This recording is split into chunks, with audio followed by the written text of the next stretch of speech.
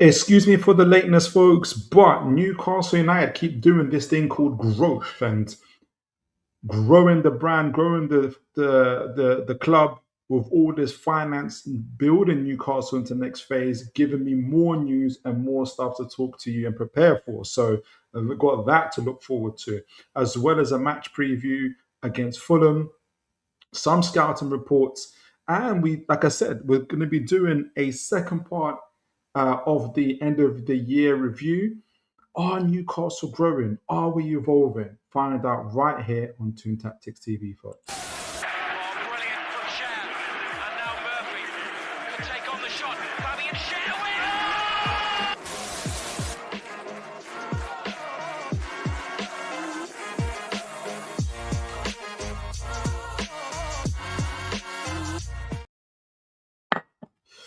All right, folks. How are you all doing? How are you all doing? I hope you guys are blessed no matter where you are and what you're doing. You could have been anywhere in the world, but you chose to be here with me. God bless you for that. Big up to my man, Michael Petit, already in the chat. Thank you so much. Good to see you, sir. God bless you. And anybody and everyone else that is watching, I want to thank you guys as well for all your likes, all your subscribing, all your comments, in keeping the chat live, keeping it going, even not just on this channel on YouTube, but also on X, all your follows, all your reposts, everything like that, getting it out there. You've been absolutely phenomenal as always. Good to see my man James here. Says, "Hi, mate Phil. I wasn't planning about Aston Villa final, but it was a great watch. Most deserved win seen in a while." I totally agree with you on that one. And the goals are superb. Tielemans, great set piece goal. The volley, Buendia with the top bins, absolutely phenomenal. Good to see my man Adrian Pickett here as well. God bless you. Good to have you guys on. So, guys, like I said in the introduction, like there is just tons and tons and tons and tons and tons of news. And my main aim and focus of the show tonight was and still is to do the end of year review for Newcastle United Part 2, which we did with Part 1. Now, this one was supposed to be about the players, but something after our last show on Tuesday, I had just something continued to. I said I haven't quite. There's more to this. I have more questions than I had answers, and I'm going to be talking about with you guys a little bit later on. We're going to be doing a match preview. We're going to be doing a scouting report on a defender that could be the answer to some of our gaps that Newcastle currently have. And let me know who you think that might be. But before all of that, what's all this growth? What's all this business that I am talking about? Now, first of all, it had to put a lot of things together really in terms of Newcastle United, and that is we had the news obviously around the KNOX training center which is what it's going to be called, the KNOX training center. It's going to be expanding the training center by 50%, £200 million rebuild. Fantastic. I'm gonna watch the 2-3 about some of the video from that as well, because I think it's important to document these things, to still kind of appreciate all of these things coming from where we're coming from. Like, this isn't an everyday thing for us Newcastle fans, so it's important to appreciate that.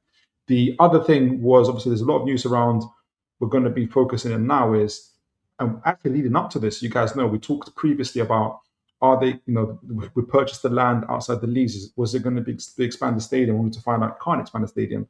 It's going to have to be a building hotels or something in and around that area. So again, more growth, more building.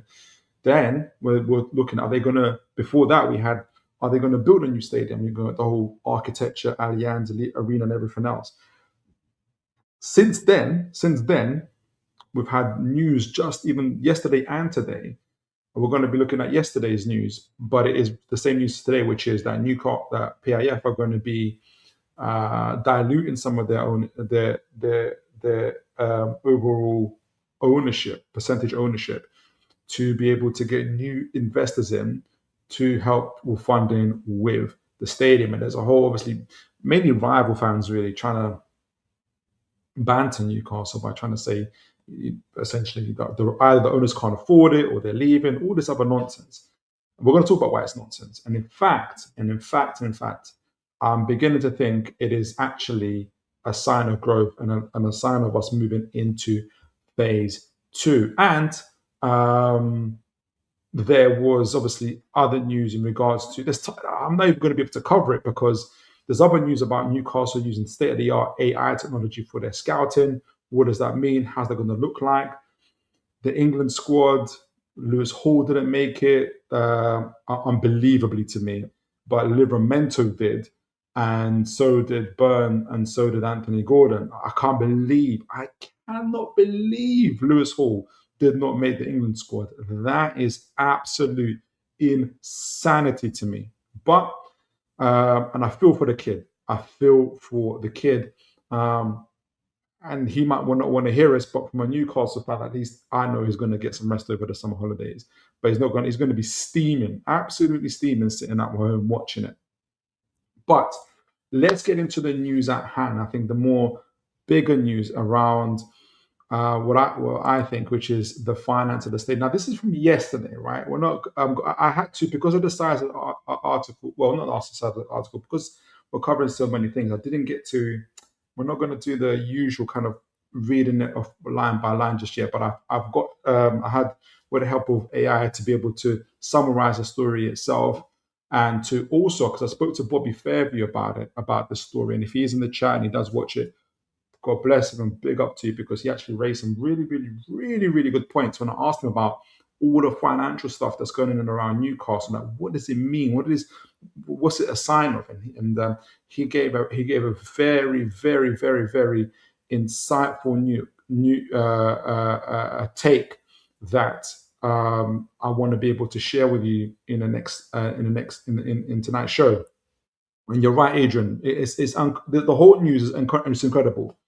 It's absolutely incredible. If you guys know who are the left backs that are going, because I think Luke Shaw isn't going, can you guys let me know who the left backs are that are going? I'd love to know. All right, I know Cole Palmer isn't going either. So, all right, so, and I know obviously this is yesterday's, but it's also similar. This is from the Athletic. Newcastle United owners PIF open to selling minority stake to help fund stadium plans. Not too dissimilar, but I didn't get to go past the there was the news today from the Times, I think, via M Hardy, I think it is. I would have loved to have read it, but they've got this mad thing where if you sign on to it, they get all your details and they pass it on to like 500 plus vendors, and I'm like, oh mate, I prefer to be a subscriber than to be giving out my details like that. So if you guys had a chance to read the Times newspaper today, do let me know. I don't think, and this is just a guess, speculative guess, it's too dissimilar from this. Around the owners of PIF, open to selling the minority stake to help fund stadium plans. Also interesting that Athletic chose to kind of title it like this, because for me, the initial impression it gives is it's very matter of fact, but it leaves you to make your own assumptions. Or is it are they asking for help to fund the stadium, or are they trying to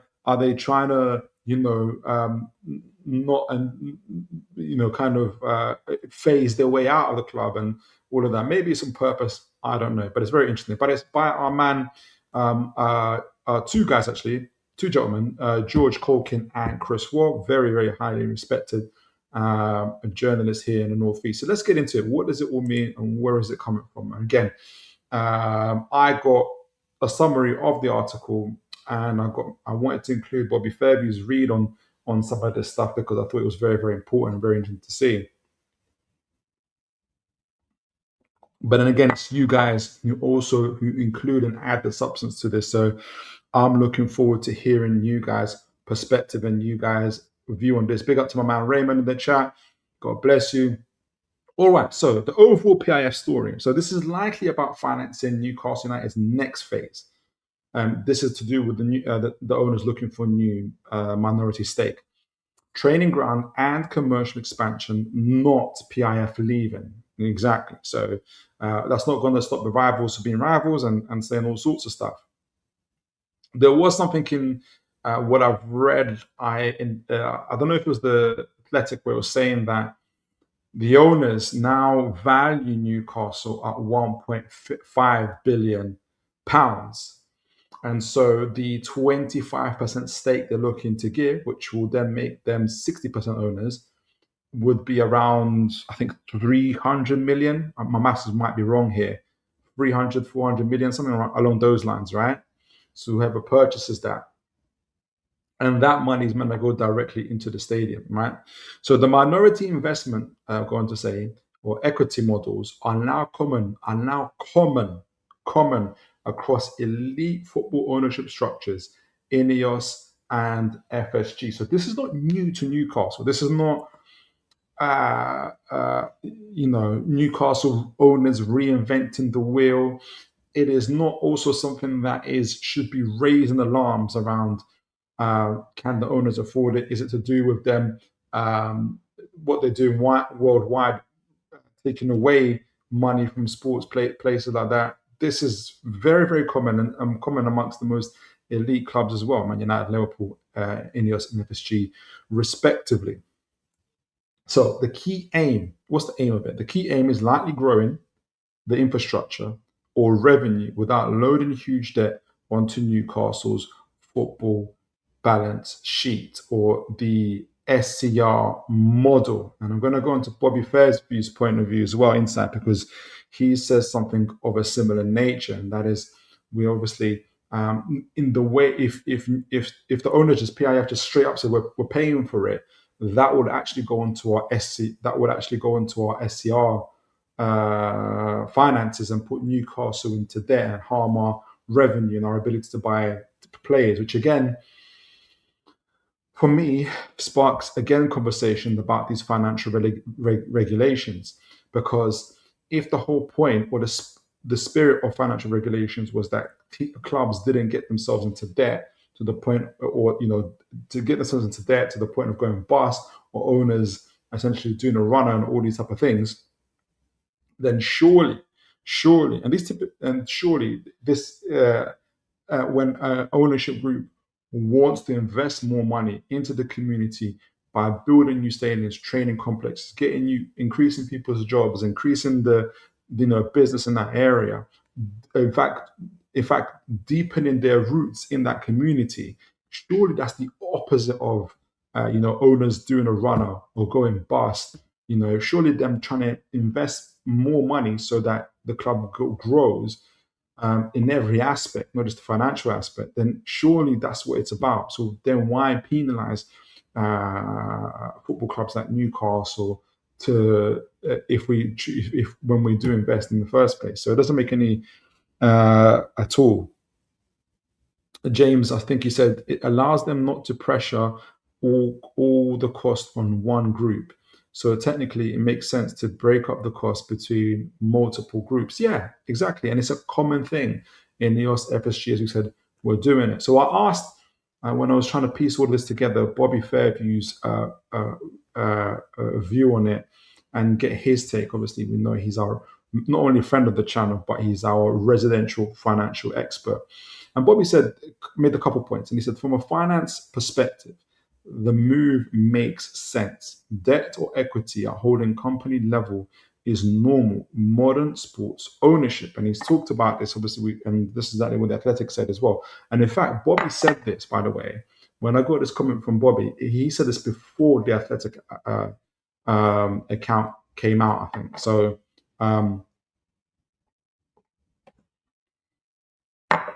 credit to him. The next thing is, and he says, and this is the insightful point, and maybe that's worth for us to consider. This is it. The real question is whether any minority investor gains sporting influence or control, similar to Ineos at Man United. And when that means, obviously, Ineos at Man United are the minority owners. They're not the overall owners. They are the minority owners. Glazers are the majority still. However, Ineos have the sporting control. So they decide all the sporting decisions at the club. Who's the sporting director? Who's the manager? What players to buy, what their transfer policy is going to be, every sport, the academy, its growth, what everything, every sporting decision is Ineos's. And the point that Bobby raised was, okay, you're gonna it's very good news that you're gonna get these minority owners in. It makes sense. Every club does it, and it makes super sense from a financial point of view. The club's not going to be laden with it. It's not going to harm SCR at all because obviously it's not gonna hit directly the club itself. Is some of that weight is going to be going on to the whoever some of that money that you're gonna make. You're gonna generate 400 million pounds on paper. So obviously that's part of the revenue, and so it's just a smart move, financial move. However, the point is, does this what we're looking at? Maybe the questions journalists and all of us need to be thinking about. These minority stake owners are going to come in. What's going to be their purpose, and what do PIF want? Do they want a minority owner who takes sporting control necessarily?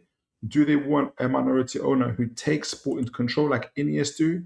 Maybe you know where they're deciding who the manager is, who the academy players are, every sporting role. That would be interesting. Do PIF want that control anymore? That's going to be interesting to know. And if not, why not? From their point of view, um, me personally, and this was another. Me personally, I'll be surprised that PIF would give sporting control to somebody else, especially now at this stage where they have beginning to line things up. They got the right. They got the CEO. They've got the sporting director. They've got the manager. We're in a financial situation now where we've got some financial headroom to buy players. We are growing the club in terms of a lot of investment is going into the training ground. In the meantime, whilst we're looking to build an actual new stadium, so then therefore them bringing in owners who then will have if it was the case in a scenario to have sporting decisions over all this stuff when they're the ones that are building it in the process of building it, to me makes no sense, and if anything causes imbalance just when they're beginning to get some balance. And I know we haven't quite seen it on the pitch yet. We're going to be talking about that, but there's been a rebalancing, and it's beginning to take shape in the background. In my view, now I got AI's take in terms of what this actually means as well, because I wanted to put together all the other information and news that we had, because my mind was literally kind of racing all over the place, and there was a lot of things I didn't understand, and I wanted to obviously get you guys' views as well to put this together. With all of this said, so the conclusion is the reporting actually suggests PIF are thinking long term about Newcastle not preparing to exit. We're going to watch this video in a moment, see how much we can watch of it in regards to the KNOX training facility. And it's true. All those people that are talking about Newcastle exiting when they already just to buy Newcastle.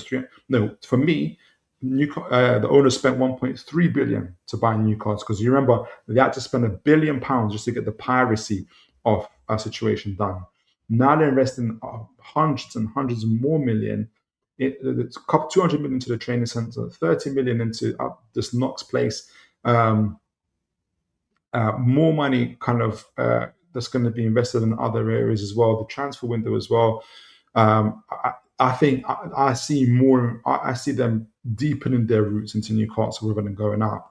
And the other thing is Newcastle may now be entering phase 2 of the project, where the infrastructure, global scaling, global scouting, and sustainable elite growth, and building up the training center, the academy, new stadium, all the other stuff. Other stuff. This is going beyond the first phase, where it was first of all Operation Save Newcastle. I've saved them from relegation. Actually, build the squad from the ground up, right? where I think we've got to that stage kind of. No, we have got to that stage. We're a better squad than we had before. And now it's about us pushing on and actually getting sustainable back to back Champions Leagues and everything else. So I think it's a good thing. I'm looking forward to it. I want to hear your views. Let me set up this video. I'm sure some of you guys have seen it. And by the way, Newcastle United, please don't copyright me. I am a Newcastle United fan. It's a Newcastle United channel. I'm bigging up the project, right? Please, please, please don't copyright me, right? This is Newcastle United Football Club. This is your trailer for KNOX. We're gonna look through it. We're gonna big you up, guys. Please, please, please don't copyright me. My days. That would be so annoying.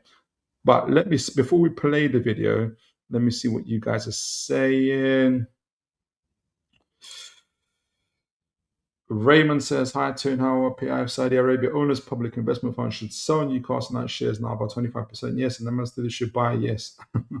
I don't think it's the Man City they're looking to buy it from, but it'll be interesting though, if you could be proven right.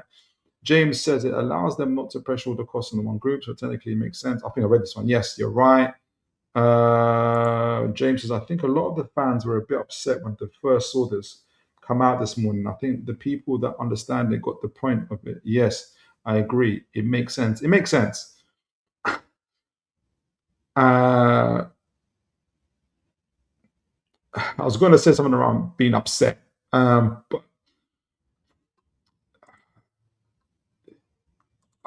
there's, like you said, James.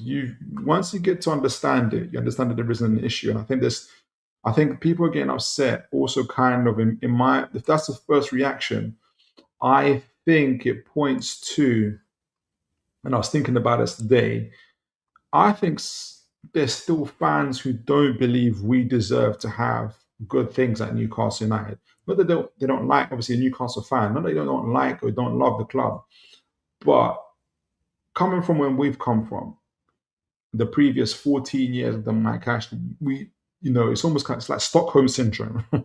You think this is all that it is, and this is where we are. These owners, they can't. These new owners, they can't be here to really improve Newcastle. They can't be here to invest and put billions and millions of pounds into infrastructure, the city, the club, everything else. We're used to someone taking and sucking the life out of the club. This can't really be us, guys. It's time to accept. Accept that there are people who've invested. They have come in to invest. They have come in to improve the club. We've already seen some of that on the pitch, and we're seeing it in and around the club and everywhere else. So I want to be. And speaking of that, I want to highlight this video. This is about the new training center that Newcastle are looking to open. So let's do it. Our pitch and enhancing fans' matchday experience here at St. James's Park to extending our training center, which will become the KNOX.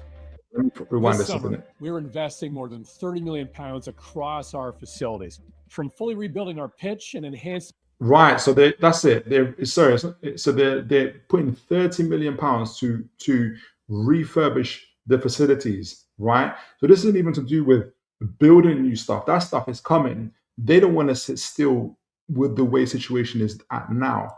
Fans' matchday experience here at St. James's Park to extending our training center, which will become the KNOX, as well as investing in our academy. That. By the way, Cochrane Park. So they're going to improve the Cochrane Park, the academy. I love the fact that they're going to call it the KNOX, because it reminds me of like Fort Knox. Like, it's a strong name. And if you guys know Fort Knox, I think it's the biggest or one of the biggest American military bases. It's in America. I like the idea of Fort Knox. The first team training centre here, our academy and Cochrane Park, we're making significant investment to improve the facilities that we have here already. The purpose. So interesting to see Mr. Sporting Director Ross Wilson here as well, putting himself at the, talking about the growth as well. So that is, we really want to invest right across our pathway, from our men's first team through our academy, everything that we're doing there, and into our women's programme as well, as we continue raising the bar as much as we possibly can across everything that we're doing here at Newcastle United. This summer sees the training centre where we start now in the first team area here, renamed as the KNOX. The training centre renamed as the KNOX. I love that name, guys. I won't lie to you. I just love the name. And look, as you can see, Mr. Tyndall and Mr. Howe, they're coming in there in their building gear, inspecting the current construction as they were there when the initial when they kind of did the extension and refurbishment as well. But what that also signifies to me, and I want to get you guys' take on this, by having Eddie Howe and Jason Tyndall walking around inspecting the construction, to me, it signifies this guy's here for the long term. Right? Anthony Gordon isn't walking around there. Right? Mr. Eddie Howe is. And it's just very interesting to see him in his builder's hat and everything else walking around inspecting this place. So for me, it signifies that Mr. Howe, at least, and Mr. Tyndall are going to be there for the long term. Yeah, like the Fort Knox, exactly, James. Like the Fort Knox. That's why I love it. I like the name, man. I like the name. I love it. I love it. Hold on, let me get back onto the thingy bobs. Our first team will return to renewed and refresh areas across medical, across performance, dressing room facilities. Okay, so this is actually going to be done over the summer. It's going to be complete over the summer. Makes sense, actually, because the first time we're going to come back to new facilities. That's super big. That's super amazing. That's incredible. So they're going to be coming to fresh facilities. So they're looking to really attack this season, the next season, coming up. Which will be a massive upgrade for them. We do, as everybody knows, have a bigger vision to move to another site in the future. That is part of our vision. We're all very committed to that. Okay, so there's the little maybe slip up is given over there. We do have a vision to move on to another site. That is happening, right? So I don't know if that was a slip up or it was intentional slip up. I don't know, but it's happening, folks. And is that site going to be a new stadium and all of that? I think that's what I think it will be. We wait to get there. We must continue making strides forward as much as we possibly can. The progress can't stop. The investments that we're making across our sites and across our pathway are really important to achieving that across this summer. We've got a massive programme of investment works happening. Things like the pitch where we do a...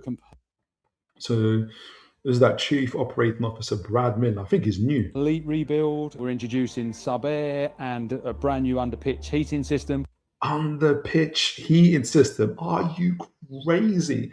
Guys, do you remember when we had our first team rehydration pools in rubber dinghies or them black bins? Do you guys remember that? Do you guys remember those days in the trenches Newcastle were? Now we're going to have sub-air and under heating systems under our pitch. Are you crazy? Are you crazy? There's nothing to be upset about. We're also investing in our floodlighting. We're replacing all of our halogens with a brand new LED system. It gives us a lot more control and a lot more options. The other thing that the fans will see is that we're installing brand new safe standing area up at level 7. That's going to be good. Safe standing in the upper level 7. That's going to be good. We also want to make sure that we have robust and contingent operations. This investment package really speaks to that and allows us to achieve that. And in addition to all of those things, we're introducing some brand new screens within the... How you guys feel about the brand new screens? When did we first build them, by the way? It feels like maybe 2010s, early 2000s. This package of investment will elevate the experience for our players, staff, and our supporters. The work we're carrying out this summer is about using the space we have intelligently. Investing in hospitality areas. Look at Dan Burn there in the commercial, laying on the food. Local Geordie lad, Newcastle United first teamer. Alongside performance facilities and the wider stadium, allows us to raise the quality and consistency of what we do. So, guys, Watermarder's in this. If Watermarder's made it, I think he's staying, mate. I keep saying it's not Anthony Gordon or Tino. It's Voldemort. Our aim is to ensure everyone who visits St James's Park has an experience they're proud of, from the moment they arrive until beyond the final whistle. This investment is happening because progress at this club cannot and will not stand still. The big CEO, he's made some waves at Newcastle, man. He's got the new codes that he set up. We talked about them before. Around creating a culture of excellence, essentially, in the club as well. I'm sure he's brought those experiences from Real Madrid that he's had as well, and so we're seeing it. Sustained growth isn't about any one moment or any one decision. It's about consistently moving forward, raising standards, and building momentum every single year. So we're not standing still. Yes, there's a bigger vision, there's a bigger things we want to do, bigger stadium and everything else, but we have to continue. We also have to improve where we are now, the things that we're doing now. So that's what all this is about. Whatever longer term decisions we make, one thing never changes, and that's our ambition. That's why we're investing. That's why we keep pushing forward. The bigger questions about this stadium and our training ground will be answered in their own time. What matters today? I think Mr. Hopkinson should have talked to Mr. Wilson, because Mr. Wilson's like, yeah, we've got bigger things, we've got bigger fish to fry. We are moving on. But at the moment we're doing this, Hopkinson was trying to be all vague and ambiguous. Is the work already underway? Because everyone who walks through these gates deserves a club that keeps moving forward. 100%. Everyone that walks through these gates deserves a club that keeps moving forward. And you all, myself, you guys all deserve Newcastle United to grow, to become better in every single aspect, guys. We had 14 years of absolute dread of Mike Ashley.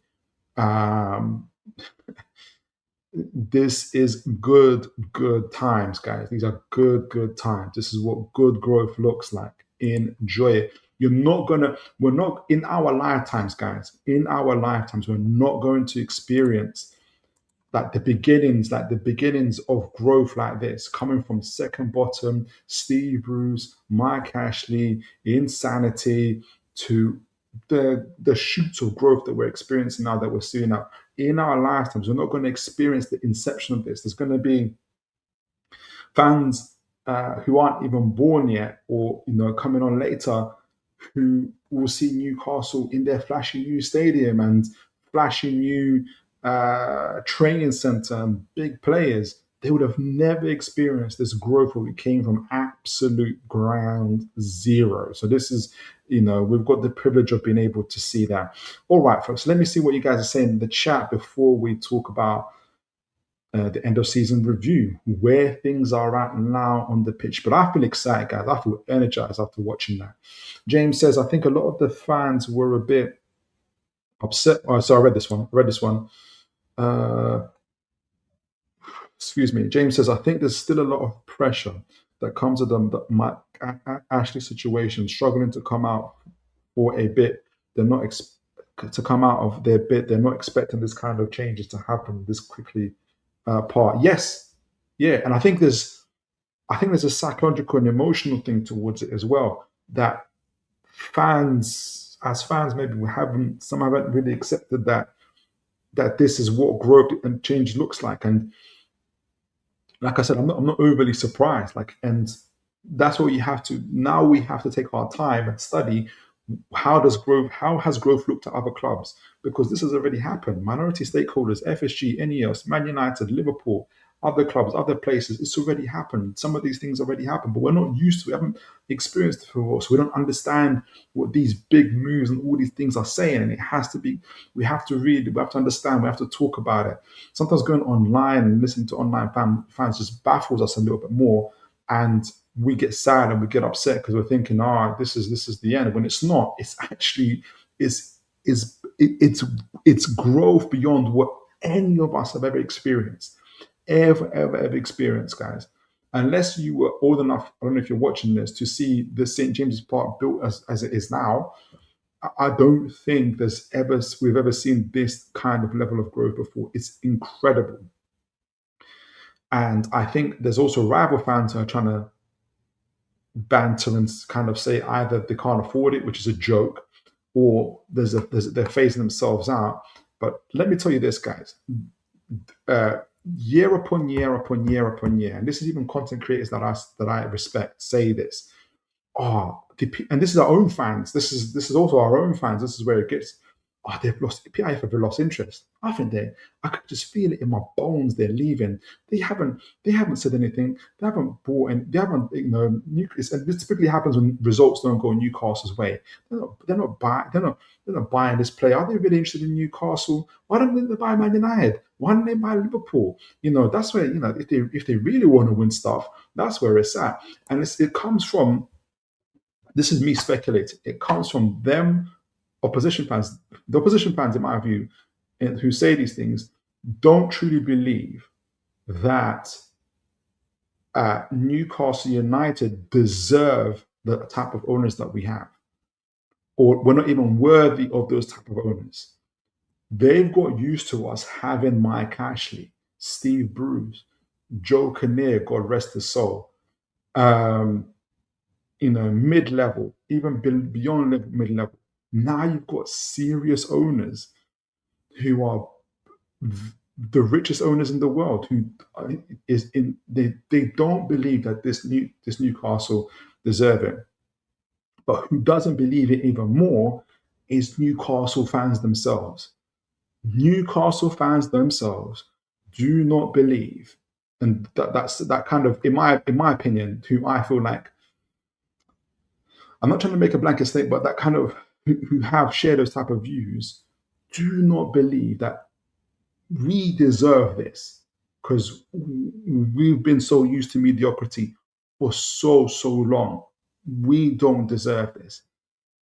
And it must be a sign that owners are leaving. It must be a sign that they're not interested. It must be this, that they're going. I can't believe it. That's my take on it. I mean, even I remember watching a respected journalist who he's not a journalist anymore, and he kind of said it in passing. And I know he didn't mean it. He wasn't saying it in kind of any mean way, but he was talking about Tonali, for instance. He was saying, I can't believe Tonali plays for Newcastle United. He should have for a club like Newcastle United. That's what he said. I can't believe Tonali plays for a club like Newcastle United. He wasn't saying it in a mean or maliceful way. He's just kind of saying it in passing, and he's kind of saying it in. He's a Newcastle fan himself, but and this, when I'm watching, I'm thinking, you've been traumatized. You've been Mike Ashley-fied, right? So you can't believe you're seeing Tonali's, Bruno's. You've seen Isak, no matter what you feel like about Isak, but he was an incredible striker. Those type of players grace Newcastle's football pitch, right? We've got Lewis Hall now, so God bless Matt Ritchie, but that shows you an example of how far Newcastle have gone. I didn't even expect to be this long on this subject, but this is what it is, guys. This is where we're at. We've got to embrace it, in my opinion. It's important to celebrate these things. It's important to mark these things. I'm kind of kicking myself that I don't have more time to talk about this AI scouting thing. I might make a video about it or talk about it on Tuesday. But document this stuff, because people aren't going to remember. All right, James says very much anyway, I'm not even talking about it. James says very much planned you will hear lots of more about it throughout the video through Hopkins. Very much planned we will hear lots of things more about this through the video through Hopkins. Absolutely. James says early 2000s, the original screen. There's early 2000s. Jeez. So what? 20 plus years. Some of us don't even have TVs that are 20 plus years old. Jeez Louise, guys. I had an argument. I'm going off on a tangent, guys. Forgive me. I remember I had a debate with someone on I think it was in the football terrace. And this is kind of directly or indirectly involved with what you just said, James. And remember, got TVs from 2000s, and Wobojog will like this. I know that Wobojog won't believe this, but this is what he said. And he wasn't even an Arsenal fan, but he tried to make and Arsenal are at the moment so much better in so many aspects than Newcastle. I don't know why this person was trying to find this angle, but the angle they were coming from is that Arteta, compared to Eddie Howe, started from a lower baseline in terms of squad quality, and he had more to deal with than Eddie Howe. At which point I couldn't believe what he was saying to me. And I said to him, so what? Well, Arteta picked up Arsenal when they were second from bottom. Arteta had Matt Ritchie at left back, Isaac Hayden at midfield. Do you want Jamal Lascelles? Arteta still had 5, 6, 7, 8 players from the Championship, from the team that got promoted from the Championship, playing for Newcastle when he took over Arsenal. Jeez Louise. The answer is no. So guys, you're not going to see this type of turnaround and level of growth ever in your lives like this. Not in this lifetime again like that. So enjoy it, document it, talk about it, because people will forget. There's already Newcastle fans, unfortunately, who have forgotten. Some, I'm not even going to go into that. There's going to be 4 sites where, so early 2000, the original screen, there's going to be 4 sites where there's going to be new screens around the stadium, to what I understand. Incredible, incredible. Big up to my man, Robojo. Good to see you, sir. God bless. Hey, Phil, and the chat. You must be on cloud 9, and deservedly so. Like I keep on saying, you're the best team in the best league, in its best moment, at its peak. I'm not having it what people are saying about poorest league. They won it illegally. I hate that. I hate it coming from, they're going to be a bit gender, but I hate hearing it coming from men. I swear that when I hear people talking like that, I'm like, this is just weakness beyond anything. Anyway, forgive me. Big up to Villa fan. Congratulations to you guys on your Europa League win. You've had a fantastic season. Finished 2nd season in a row in the Champions to get Champions League qualification, and you've won it. Absolutely phenomenal season. Congratulations to you guys. And I'm sure we're both going to be again fighting it out next season, and we'll see where things are at. Yeah, big up, and good to see folks here also congratulating Villa fan as well. All right, so I didn't expect to be talking this much about it, but all right, we are where we are. I hope you guys are enjoying the show. I know you guys are enjoying the show, and I want to thank you again for liking, subscribing. Just as always, the chat is always live, it's always buzzing. I don't know if I have a hype link, but thank you for all of that. God bless you guys. All right, so let's get into it. Like I said, I want to now move on to talking about the end of season review. And you guys, if you're following me on X, you would have seen me put some things up. I want to, from my last show, and I forgot to put it up, but you guys, do I still have it here? Maybe I don't. From our last show, when we were talking about the end of season review, let me just double check. Maybe I do have it. Let me just see if I got it. I don't think I got it. Maybe I do. No, I don't. But you guys remember from our last show, right? We talked about Newcastle's performances, what it said in terms of the metrics where Newcastle are at. And essentially, Newcastle remain and continue to be elite in the physical side of the game, the pressing side of the game, and the intensity. If anything, those things have increased, especially the pressing side of the game has increased from the previous years. However, the possession side of the game, more specifically, not average possession, because that's increased too, but in terms of, the technical side of things, the ball circulation, making sure being able to deal with chaos and to controlling the chaos of the opposition, being able to take territorial dominance in different areas of the pitch, being able to slow the tempo down, add even more structure to our build-up when we need to, controlling games essentially. That's the aspect that we're severely lacking in. And there seems to be like a divide between those things. The key for Newcastle United, as it is for any team, is to be able to harness both those sides, the transition and the chaos and everything else, and the intensity and pressing side, with the control, the technical aspect, the possession, the territorial dominance, controlling the chaos side of things. That's the other aspect of where Newcastle need to be able to um, need to be able to master. When I got onto the other side of that show, I think this is the pit that was how do I say it, was I was still mulling over after the show was, but why? And I know there's more to it because I wanted to talk more about, but there's been injuries, there's this, that, and like there's been an impact to it. But then how much was it an impact? And what is the actual, where is at the state of our squad actually? Because we were talking about in that show was I think Howe's tried to evolve the squad, but was hampered by injuries and had to resort back to what Newcastle are good at: intensity, verticality, directness, pressing.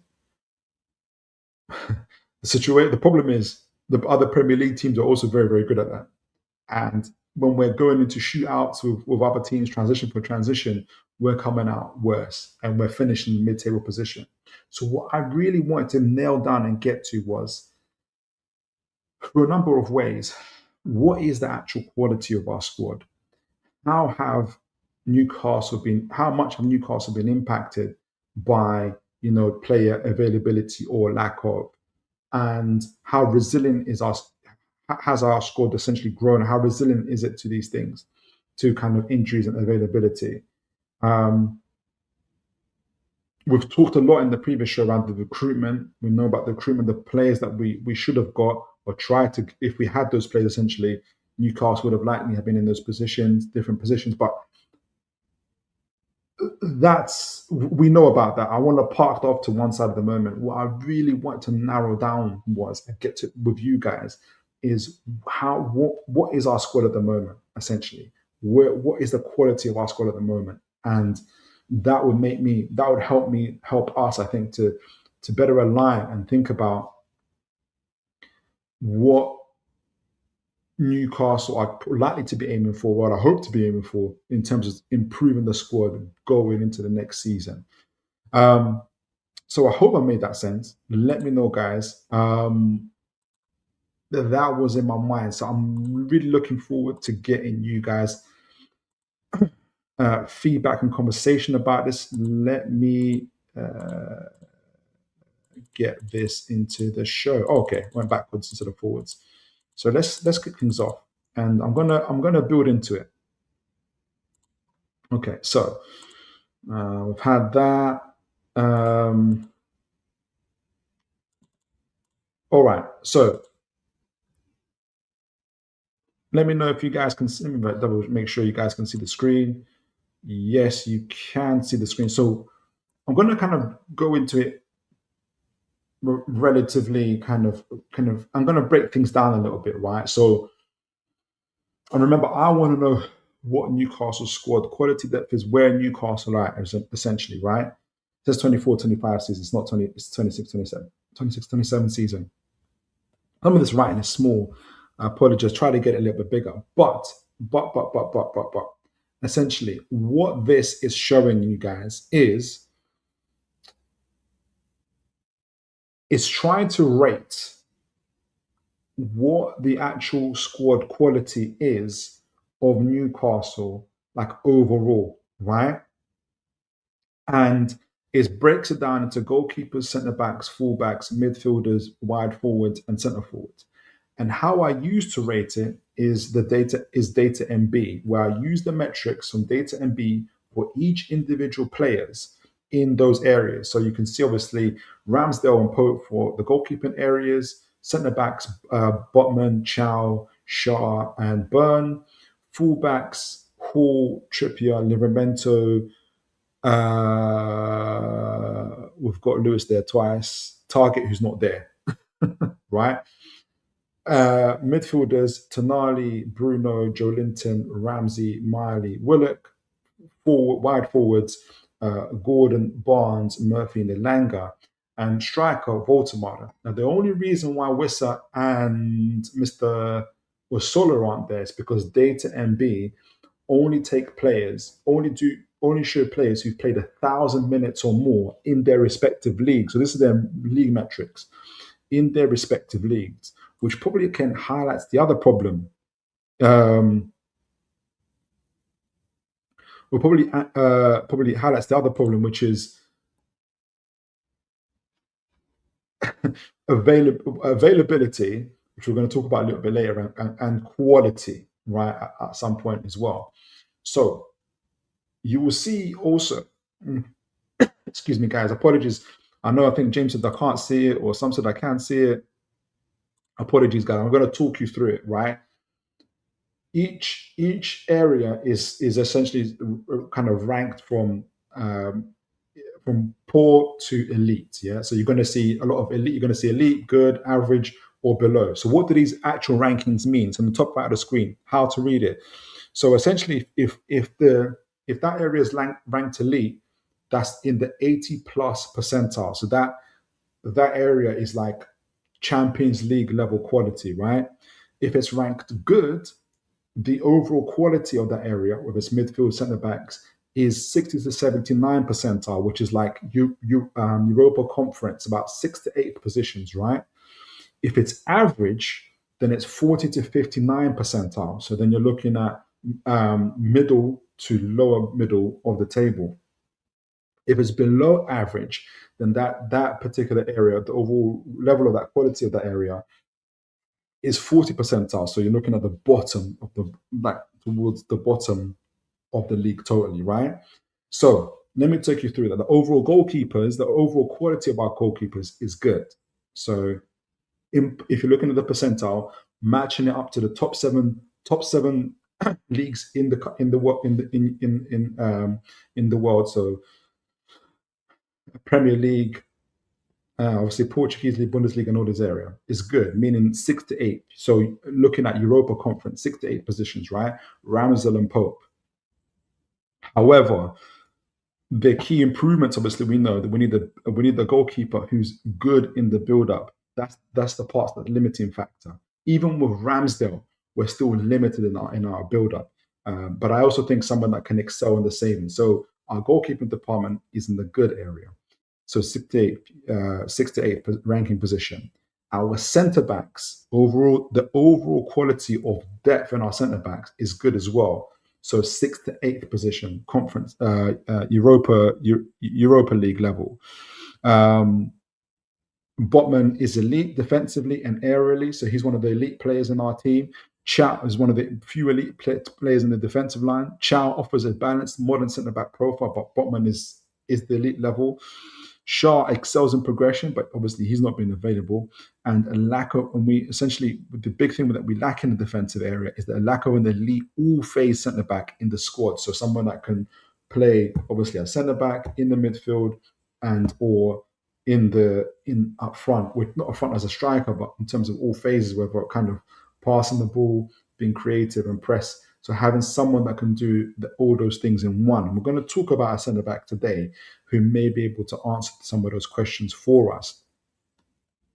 The fullbacks, right, has also been ranked good. So again, Europa League 6th to 8th position, right?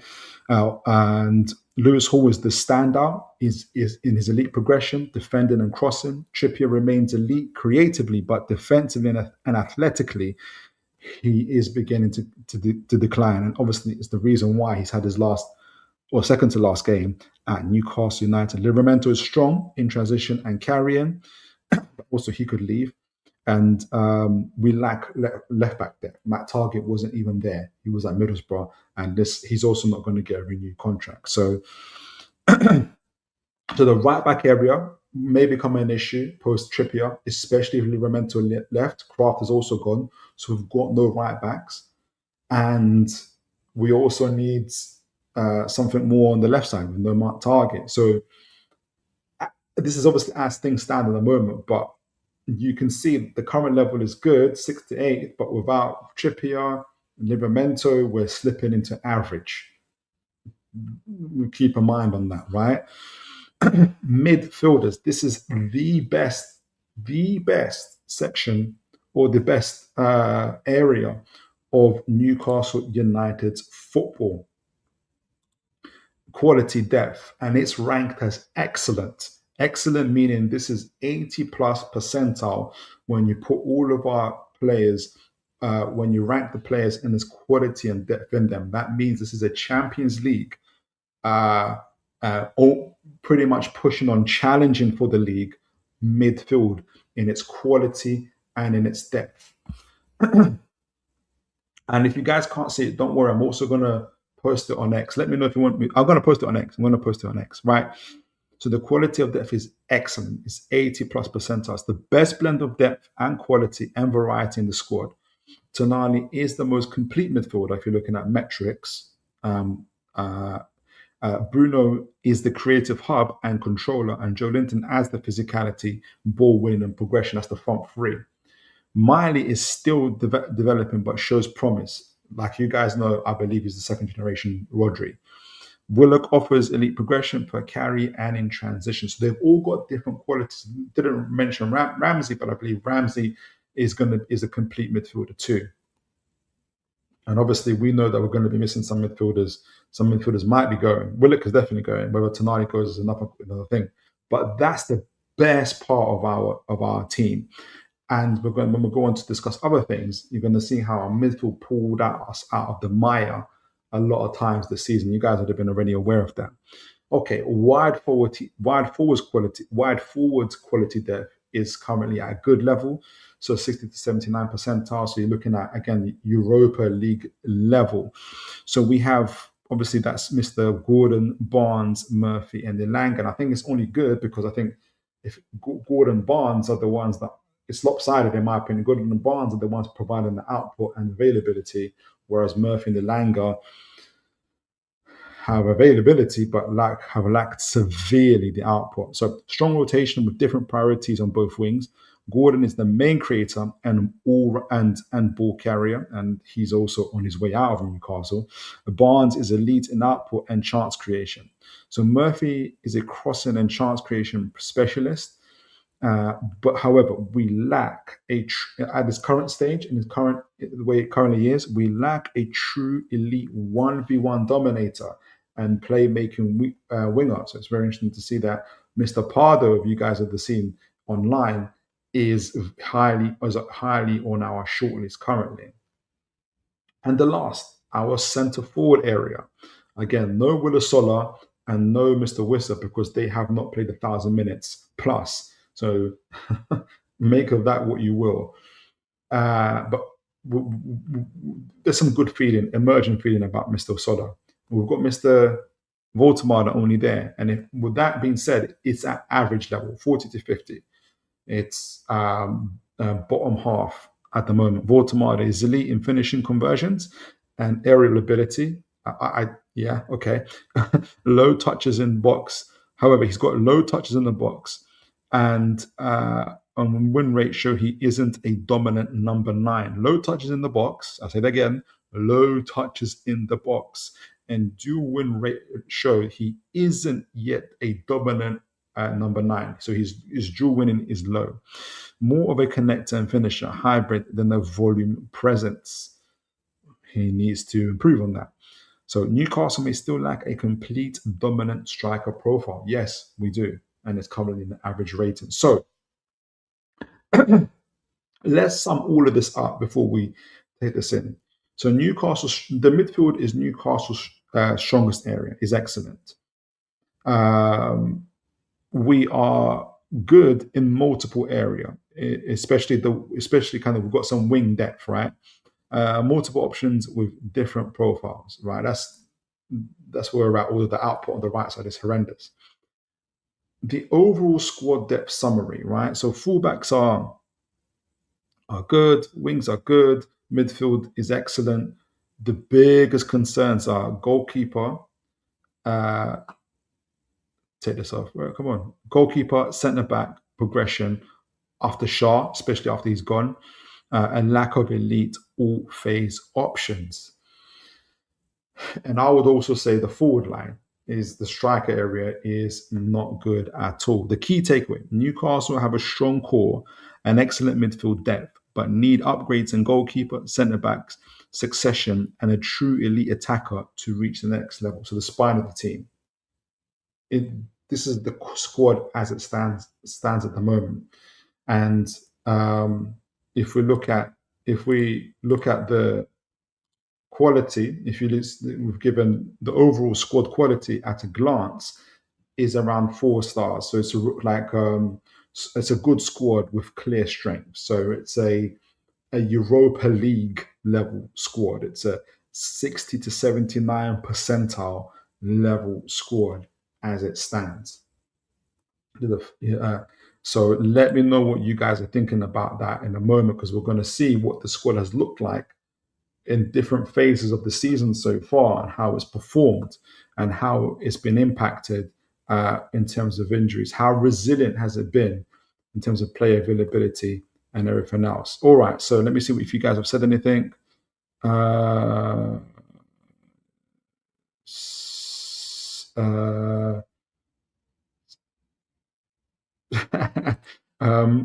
Raymond thinks that the owner should give control to Amanda Staveley. I don't know. They didn't do very well when they did that last time. Big up to my man Dave. God bless you. Good to see you. James says, whether it shows you how unlucky we've been with our centre forwards, only one that was able to stay fit was Voldemort. Exactly. James says, I'll be interested in seeing the difference from last season to this season. Do you know what? I wanted to do that, James. I just didn't have the time. I didn't get the time, but I might do a little section of the show next week, Tuesday, for that. Wobblejog says, Phil, that's a wild take. How in general done? Phil, that's wild take. Which take? Let me know. How in general done? Very good. Could someone else have done better? Maybe it's a conversation, but it's wild to argue against the resources available for Arteta versus. Oh yeah. You're talking about what I said about the debate. It was crazy, and like I said, it wasn't even. I don't exactly. Could someone else have done better? No, because no.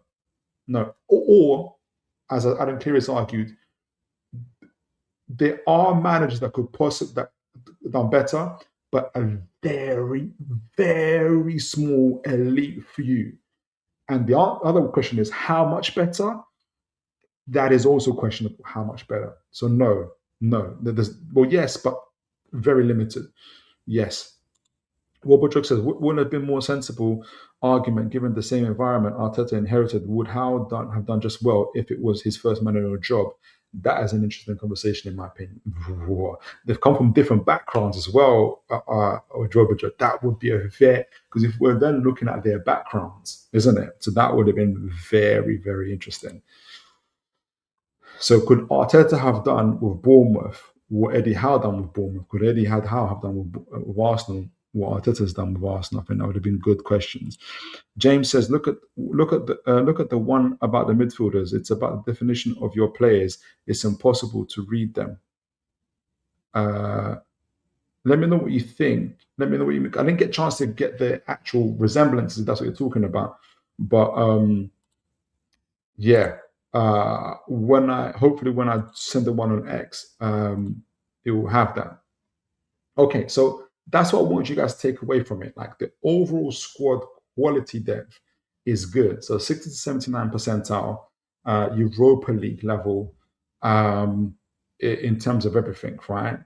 And it'd be like James said, it would be interesting to compare it to last year when we had Mr. Isak.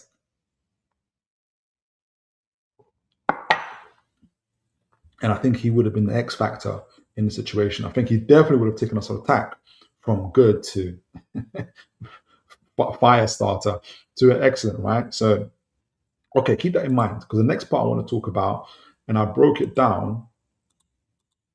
Is it here? Let me make sure I get this before I show you guys. So I wanted to talk about, where is it? Oh, did it? Okay, fine. I'll do it this way. So the next bit I want to talk about, kind of talking about the quality depth, is then look at how it's been what's the impact analysis in terms of availability and injuries throughout the season, how this squad depth performed in those areas and what it meant. And remember what we said in the previous show, how obviously the metrics came out: intensity, physicality, excellent, the technical aspect of possession, control out of chaos and everything else, not so good. So let's look at them. But then if you just take it of itself and not take into account what happened throughout the season, it's difficult to read where the squad is at. So let's look at it. Injury and absences, impact analysis, how injuries affected available quality through the season. So you guys, if you guys seen on X, it's very, very hard to get this injury record, which I got from transfer.com. And even they can't get the full accurate transfer record, injury record for Newcastle United. I've done the best I could to get as accurate as I could for the injuries. And what it shows here is the season at a glance, so periods of absences, game weeks. And this is game weeks according to the Premier League itself. So from game week 1 to 38. So the green part is the starting 11. The less light green is substituted in on the. Oh, don't worry about the substituted in stuff. So absences, look at the starting their availability for starting 11, but the main thing is look at the absences, right, which are in red, and you're going to see all sorts of availability or lack of availability, right? For instance, Wissa for the first 1 to 13 weeks not available, and what you're going to see later on is how this is impacting throughout the season. So Wissa, I think the worst injury record at the moment is probably Livramento. He was injured from game week 7 to 11, 17 to 19, then 22 to 28, and now 34 to the end of the season, 38 as well. So lots of absences there. Even Willisona had some absences as well, especially towards the beginning that I don't think you guys can see here. But he wasn't available for long parts. So what does that mean if you're looking at like throughout the different phases in terms of, so the next part talks about I broke it down into 5 phases in terms of availability and how it impacted Newcastle, right? If you take all those absences together. So in the first 1 to 11 weeks, key absences were minimal. So Newcastle were still physically strong, pressing structure intact, defensive line balanced-ish, midfield complete, and transition level high. At the time, we were operating as a top 4 to 5 level team, close to the strongest version of the squad. Now, we know results-wise, we weren't necessarily getting the results we wanted. But if you guys remember, especially our underlying stats in XG, Newcastle were more often than not outperforming in XG and goal XG conceded. The other teams were quite unlucky not to have scored, right? But we had underlying stats to show that, hey, if they continue to perform well, they could do well. However, the team didn't continue to have its main squad, because if you look at the phase 2, there was a defensive structural collapse from game weeks 12 to 21. Key absences: Botman, Shaw, Byrne, Livramento, Trippier, Hall, Pope for periods, and Usola for periods. So from game weeks 12 to 21, there was CB quality drops sharply without Botman, without Livramento. Loss of progression and recovery pace. We had weaker aerial balance, our build-up control suffered, and our pressing compactness reduced. The quality level of our squad went from top 4 to 5 to 7th to 10th during that part. And that's where tactically Newcastle were compromised in that period. That's game weeks 12 to 21. On to the next game week, and I'll go to the chats in a moment, because I'm keen to know what you guys are thinking about this when you're reading. Game week 16 to 28, key absences: Livramento multiple times again, Trippier, so that's the entire right side. That's when Miley had to step in and go onto that right side. Elanga for periods as well. So we had less width and crossing. Our attack became left heavy, so Barnes and Gordon. Bruno was isolated creatively at times. Our build-up was slower, and we had less chance creation. So the overall quality of this team, of the squad at that point in time, was 7th to 9th level. So our attacking output consistently was impacted. Now as I'm reading to you guys, I wish I had A, the results during those periods, and B, the underlying stats during those periods.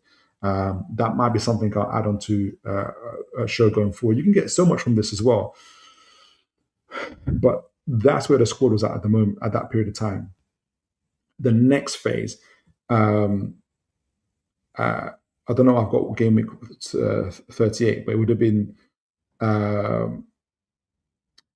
29 to 38 now, both for the midfield and the forward areas, right? So key absences: Joe Linton, 24 to 27 weeks; Miley, 27 to 32 week periods, and 36 to 38. Miley after filling at right back, right? And Bruno, this is the period when Bruno was missing. So Tonali was available mostly. Midfield base remained strong. Pressing engine maintained from the rest, and build-up and stability preserved. Main reason for some level of consistency. But there was a drop-off because Bruno wasn't there. So the best part of the squad, which was all season our midfield, was stabilized in different areas. When Miley went to right back, Tonali in the six. But it was still, regardless of that, we did have a setback without Bruno being there. But I think this is also the period when we won. We beat Chelsea away, we beat Man United at home, and then we lost to Barcelona 7-2. So those kind of results, right?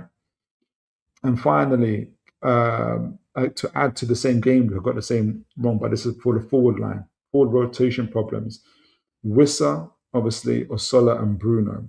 So the lack of a reliable 20-plus goal threat, Voldemort is still adapting, and not a dominant nine, and over-reliance on moments, and lower attacking consistency. Newcastle's overall attack for the season has been 8 to 10 level, and attack lacked elite depth and dominance.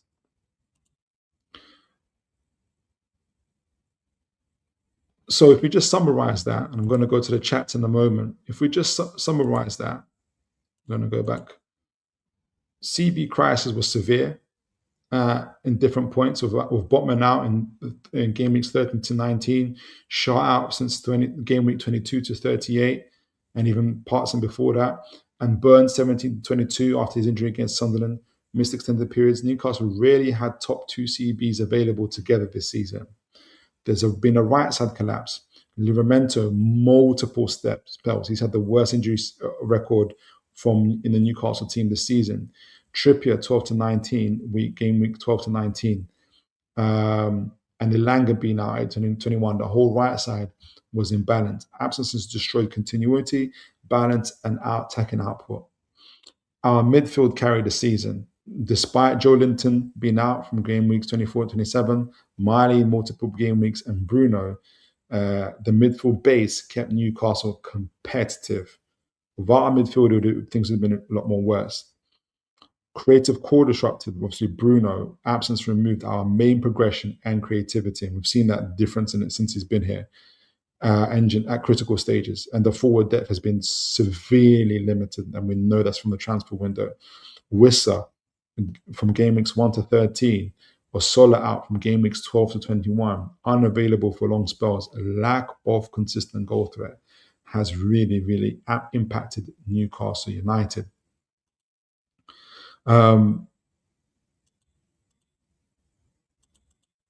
So yeah,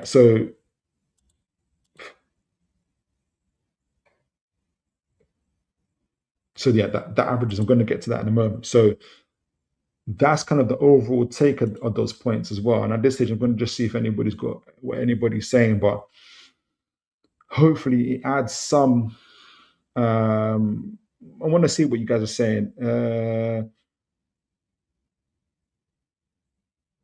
because Rams and Miley are in the same color, so I'm really finding it hard to have a definition between players. Okay, sorry about that, James. It's difficult with it. It's difficult. I have to find a way to make it clearer. Dave says it's a pipe dream, unlucky to happen, but times were good with her. Oh, Amanda Stavely. Okay. Ginger Hoskins says, are you still going to cover for Howe's failure and how it took him 34 games and the chairman up his so-and-so to go 4-2-3-1 to have a big effect on the squad? Okay, I'll break that down. So are you still going to cover for Howe's failure? I don't think I'm covering for Howe's failure. I am trying to, if anything, it's just been on my mind a lot to understand what's been my main thing is to understand where the squad is at. What is the squad able to do? What is our actual squad quality depth, right? I think overall the squad quality depth is Europa League. So when it is impacted by injuries and absences, it goes from Europa League level to bottom half level, which is ironically where we are. And it took him 34 games and a chairman to change to 4-2-3-1. The chairman, we don't think we have a chairman, we have a sporting director and a CEO. And the CEO definitely doesn't know anything about tactics to change it up. And Ross Wilson doesn't have the seniority or the level of influence to make Eddie Howe do anything. I think Eddie Howe changed to 4-2-3-1 because he had the players available to do that. I think that's the main point that I'm trying to put up towards this. Bruno Gomes allows us to play 4-2-3-1, not Voltemada. Bruno Gomes allows us to play 4-2-3-1 because Tonali cannot do what Bruno Gomes does. Tonali cannot dictate the play. He's not as press resistant, doesn't understand the space as well as Bruno does. Bruno Gomes, his intelligence, and is able to communicate to players, formation changes and tactical setup is what allows Newcastle United to play 4-2-3-1. It's not any. That's why Eddie Howe gets to play that way. Yeah, and it's still debatable how big the effect is the 4-2-3-1 has. Yes, we've won, but we're coming towards the end of the season. How resilient and how consistent can this be over a whole season? We don't know. Will Bodrog says, excellent. Exactly the background conversation would be an interesting one. Funny thing, I see Arteta closer to the Moyes Howes than the Peps Marescas of the world. Exactly. So do I. James says, one thing I'd say, if you're going to do the table again, have clear detectable colours to explain your points. Will do, James. Absolutely, will do. James says, the big thing I notice here, the amount of time you have actually put in key absences is actually shocking. Yeah. That's the overall message. The key absences have been incredibly bad. Dave says, yes, we've had people out, but why not bring the youngsters in to stop our top players playing 3 times a week? Which youngsters, Dave? Let me know. And we don't really also know the level of quality of those youngsters. And you also have to protect them as well from, if we're bringing in youngsters in the position of weakness, i.e. we're struggling, we need you to pull us out the mire. I don't think that's the best time to bring in youngsters. I think the best time to bring in youngsters is from a position of strength. That's why, for instance, Eddie Howe got a lot of criticism not playing youngsters in the second leg against the Karabakh game when we were like 6-0, 7-0 ahead, and he didn't play that many youngsters, if any. I think Shahar played the last 5 minutes. Ginger says, Philip, Ginger says, Philip, Prada plays striker, right? So don't be surprised if Eddie doesn't drop a Silla. You'll have to clarify that for me, Ginger Hoskins. I don't know what you mean. Prada plays striker. Oh, you have to clarify that one for me. Wilbur says, Phil, see how you are explaining all this. I think lack of openness and continuous fan engagement about the state of the club and its future plans is one of the main sources of unrest in fan bases. Phil, see how you're explaining all this. I think the lack of openness and continuous fan engagement about the state of the club and its future plans is one of the main sources of the unrest in the fan base.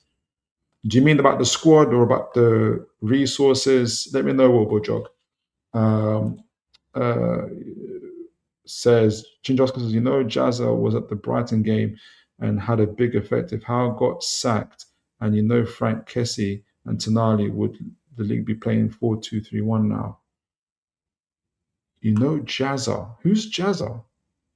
Brighton had a big effect. That Frank Kessie and Tonali, I don't know what you mean, Ginger. I want to be able to answer, but I don't know what you mean. Ginger Hoskins says, right now we are top 10 at best.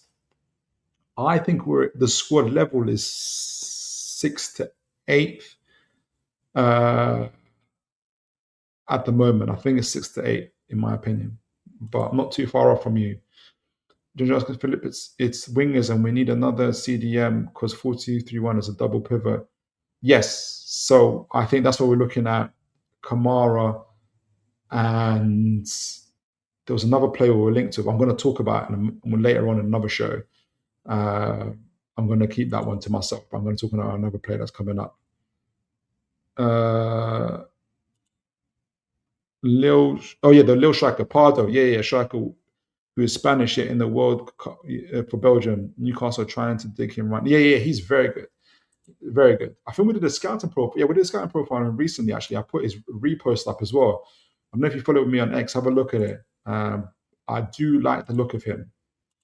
All right, so to narrow down and focus a little bit more in terms of positional impact over the season, kind of what we talked about earlier, but kind of summing things up. Goalkeeper, injury impact over the season has been medium. Timeout, -4 weeks Pope. Yet the quality impact when absence is -1 to 2 levels. It's dropped. So Mr. Ramsdale, Pope has outperformed Ramsdale. Essentially, depth resilience has been good-ish, which is 6th to 8th level, right? But not where we want to be. Centre-back injury impact over the season has been severe. We've had -22 weeks absences from Botman, Shaw, and Burn, right? The quality impact has been -2 to 2-3 levels. So the depth resilience has been poor, but it's severe impacts. 22 weeks combined, I think that is. Botman, Shaw, and Burn. Fullbacks has also been severe. The injury impact this season has been severe. -18 weeks plus that. I think Livramento takes most of that. Livramento and Trippier absences, right? Again, that's at the right back level. -2-3 levels. So depth resilience has been poor. Left back injury impact has been high, so just below severe. -3 weeks Hall, obviously no target, nobody there, so it drops dramatically because Burn that's there. So depth resilience is average, so that's mid-table when Burn is there. So we need another left-sided player or left back. Midfield core injury impact has been medium, -11 weeks. Joelinton, Miley, and Bruno. So it's dropped by 1 or 2 levels. So depth resilience has been good, 6 to 8 weeks. It's the best part of our play. Wide forwards, injury impact has been medium this season, -6 weeks, mainly from Elanga. Everybody else has been fit, just been performing very badly, especially on the right-hand side. The depth resilience has been good. Centre forward area, injury impact and lack of minutes has been severe or high, because it should be severe, because if you add Usola and Wissa's injuries off the season, it would be severe. So 18 plus weeks, Wissa and Usola is actually there, -2 levels. Depth resilience has been average. So really,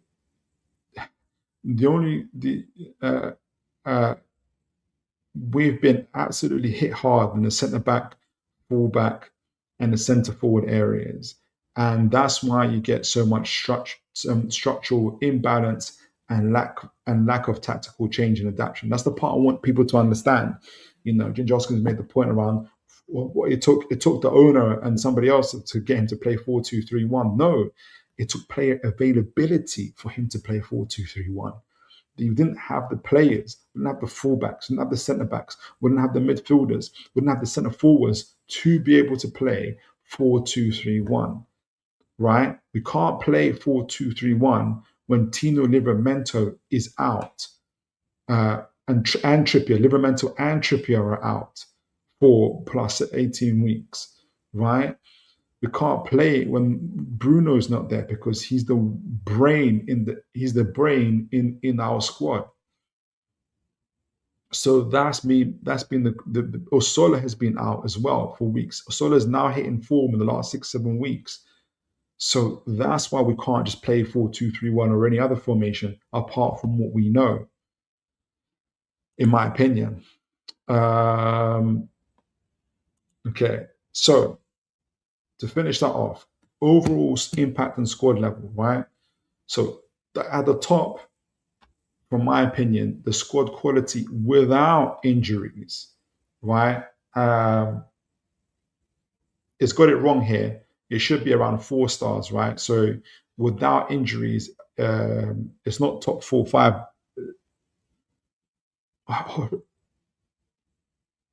If you include Wissa and Osola, it may be top 4-5, but I think it's more between 6, say between,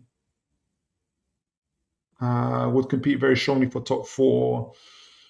I would say it's more 8 to 5 level, 8 to 5 level. Squad quality with the injuries that we've had this season, top 7 to 10 at best. Injuries dropped, seeding and consistency. So that's been the impact. That's been the impact on our team in terms of what injuries and absences have caused us, right? So have injuries held Newcastle back? So with no elite shot-stopping keeper, no all-phase progressive centre-back depth, we've had not enough control and progression weapons without Bruno, lack of elite attacking output power without Isak, injury volatility in key structural areas, the right-back area, Trippier, Livramento in particular, and it caused us to be too dependent on transitions and chaos. So injuries didn't just remove players from Newcastle's team, they removed the structure, balance, and the evolution of the squad. The squad is strong, right? 6 to 8, 6 to 5th. No, 8 to 6th or 8 to 5th. But the margin to the elite is still clear. I've still got it wrong here. I've got best available. When all the team is available, we're top 4-5. Maybe I've been harsh in my earlier analysis. I'll say this. I think we are somewhere between 8 to 5th, 8 to 4th when all squad is available. Well, when all the squad is available, 6 to 4th, 6 to 4th, if that makes sense. Realistic level with injury, 7th to 10th. But certainly you don't get the tactical changes and evolutions, your 4-2-3-1s in those areas. So let me know what you think about that, guys. Before we talk about some scouting profiles, and then we'll finish up with a match preview at some point. Hopefully, let me know if the player that we're going to be looking at, you might have just seen him, hit some of those markers that we're looking at. Dave says, Howe doesn't play. Dave says, Power doesn't play them. Look at Anderson. He got minimal game time. Now he's playing. He is awesome. And Osola, yes, he's raw, but still with game time, he's better. So the main reason Anderson didn't play, he did get minutes still, is because we had the best, or one of the best, combined midfield 3 at the time of Joe Linton, Tonali, and Bruno flying high. And he was proved right in that because we won the League Cup and we finished 5th in the league. So he was proven right. Osola, yes. But remember, Osola was injured for a big period of the season. I think he missed about 12 to 13 weeks. And then Howe had to slowly integrate him back. And that's how we're seeing the quality right now shining through. Ginger Hoskin says, sorry, Philip, Bournemouth, Brentford, and Villa, they're miles ahead of us. We are getting worse. We've dropped 7 positions, wasted loads of money. So Bournemouth and Brentford, right, did not play in the Champions League. We've played maybe 20 games more than them this season. So when they get into Europe next season, we're going to find out how good they are. Big up to Villa. They've done phenomenally well. They had a terrific season, right? They've also had, it'll be interesting to see, I don't know if Villa fan is here, and maybe I'm going to do a case study on Villa maybe when the season is over, because I want to know what their injuries and what their availability is. My initial thoughts is that Watkins and Rodgers have been more available compared to Wissa and to Osola, for instance, this season, right? If you know the answer to that, who was more available this season, Rodgers and Watkins versus Wissa and Osola? I'd love to know. Ginger Hoskin says, I'll give it 2-3 minutes. If fans took their Howe goggles off, look at all the manager changes. We won't get top 7 next season. All the managers, even Bournemouth, are more qualified than Howe. Which How is Areola more qualified than Howe? Has Areola ever got a team to the Champions League? Has he ever won multiple promotions with Bournemouth? Has he ever won any domestic trophies? I don't think so. Dave says trying to fight on every front bit us in the bum, but we needed to prioritize Champions League and the league. Maybe it's a bit controversial, but I like the fact that we fight on all fronts. I think that prepares you for the elite levels. The elite teams, fight at all fronts. Arsenal got into 2 finals this season. 2, yeah. FA Cup, not FA Cup, League Cup and Champions League final. They tried their best in the FA Cup, obviously got knocked out by Southampton, and obviously they won the Premier League. That's what elite teams do.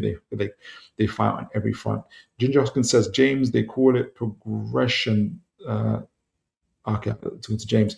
Wobberjog says, I mean, in general, whether ownership or squad availability, I think the club communication department and affiliated journals and content creators delivering the message as a part of a grand communication strategy.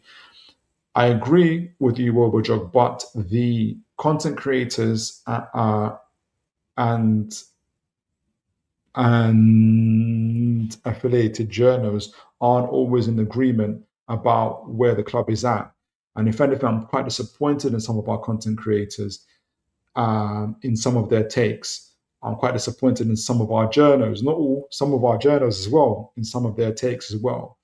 Some of the stuff that I hear is like, how can you think that when have you forgotten what you said before?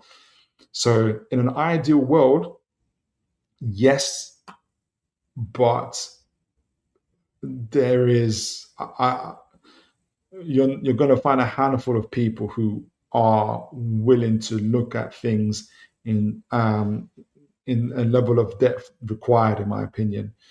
But the club's communication, working on it. I don't.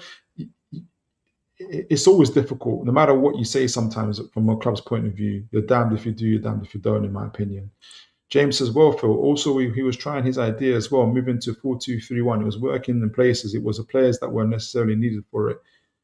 Yeah, we were talking about throughout the season. He'll go on the back 3-3-2, 3-2-3-1, 3-2. He'll do a 3-2-3-2 up front. We've talked about in the various times. Like, he's changed it up in so many ways, especially to suit Voldemort. It's been annoying parts of it. He's actually changed a lot of things for Voldemort in different areas as well. So yeah, we just haven't, like you said, James. If I just haven't players, sometimes the luck of the luck of the draw, if you can say, in terms of winning. Ginger says, sorry, Philip. He's had all the players 4-2-3-1. He's had all the players. Ginger, have you just come on? I don't know if you just missed me doing about 40 minutes, an hour of talking about injuries and absences. He hasn't had all the players. The whole thing has been just now talking about we haven't all the players. Doesn't need attacking fullbacks. You're just giving it. He doesn't need attacking fullbacks. Are you winding me up, Ginger Hoskins? Let me know if you're winding me up.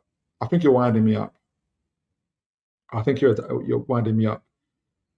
Would you prefer Matt Target then at left back? Do you think there'll be a difference if Matt Target played to Lewis Hall? Do you think there's a difference between Lewis Hall and Byrne playing at left back? So do you think Byrne can do what Lewis Hall does? Let me know. James, Aston Villa and Brighton and Brentford are able to find. Okay, I caught something else there.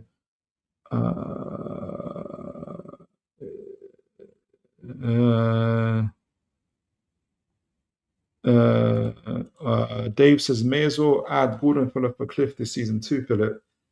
He got 20 plus GA. He's got 20 plus GA. I can't fault him too hard. Ginger says Areola might be Liverpool's next manager, yet we have kept a failure who has been sacked. He failed his objectives. He has failed his objectives. Do you think we've had the squad to do it, Ginger? After everything that I've just talked about, do you think he's had the team to fulfill his objectives? Well, but just, I guess my critique, and I'll give it 2 more minutes because I need to actually move on a little bit. I guess my critique of the general media environment around the club is more self-interested than what's best for the club they support. I believe AFTV have done so much damage and helped the club, in my opinion. Yeah, I agree with you. Well,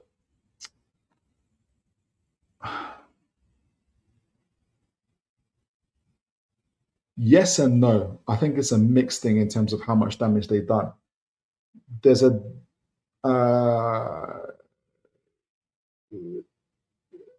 some of the bad elements, and I know what you mean. Some of the bad elements and how people different kind of themes about clubs and how to judge clubs and everything else has been damaging and not giving our owners and everything else manager chances and like that has been damaging. I think it's been good from a perspective of obviously putting fans at the forefront of things and everything else. I think it's a mixed bag. I think it's a mixed bag. Finally, Ginger says, yes, he's had 18 players. Okay. Youth players like Sean Neve, who got 15 goals, stop making excuses of how. I don't think I'm making excuses, Ginger. I'm talking about the squad. I don't think I'm making excuses. Uh, which players has he had available? Literally, I've gone through it. I'm not going to go through it again because I feel like I've talked people's ears off about it. You can make a maybe you feel like the squad he's had has been good enough to do those things. I don't agree. Sean Neve, I think he's a talent for the future. I don't think playing him at this stage is the best thing. And finally, before we move on, Jonathan Shaw, God bless you, says, Howe deserves a chance to fix what happened this season. He deserves that much at very least. I agree. Failure in a season is not one thing. There are many factors that certain fans seem to overlook. I absolutely agree. Folks, as always, I'm grateful for your subs, for your likes, for your subscribes, for ringing off the chat. Let's continue with that. A couple more things we want to talk about. So we talked about some of the lack of squad depth, and we talked about the defensive area especially. Obviously, Botman and Chow are our big centre backs, but without them, things seem to fall apart quite greatly. And obviously, Fabian Shaw last year on his last couple of days on his contract, really before he's off. Do we rotate him? He's getting older. His injuries have took him out most of the season. Newcastle have to look for a centre back, and as some of the stats show, Newcastle need to look for a centre back who is able to progress the ball in all phases. Well, have Newcastle recently been linked to? Well, recently been linked, but been linked for him actually, I feel like almost through since the takeover, but it's his name has re-emerged again, and we are going to talk about this young centre back who's been has come to Newcastle's radar again, Mr. Antonio Silva. And I think this one came from, I want to say Give Me Sport. I might be wrong about it, but I think it was Give Me Sport. Is it Give Me Sport or One Sport? Have Mr. Antonio Silva available again. And what's happened is that Mr. Silva is on the final year of his contract at Benfica. And although Mr. Rui Costa, the sporting director at Benfica, has offered him a new contract, Mr. Silva has yet to sign. If you guys remember, Newcastle previously chased him, and I think Benfica wanted 50-60 million for him. Right now, the price would be a lot cheaper with him a year left on his contract. That's likely to drop significantly. So once again, Mr. Silva has come onto our radar.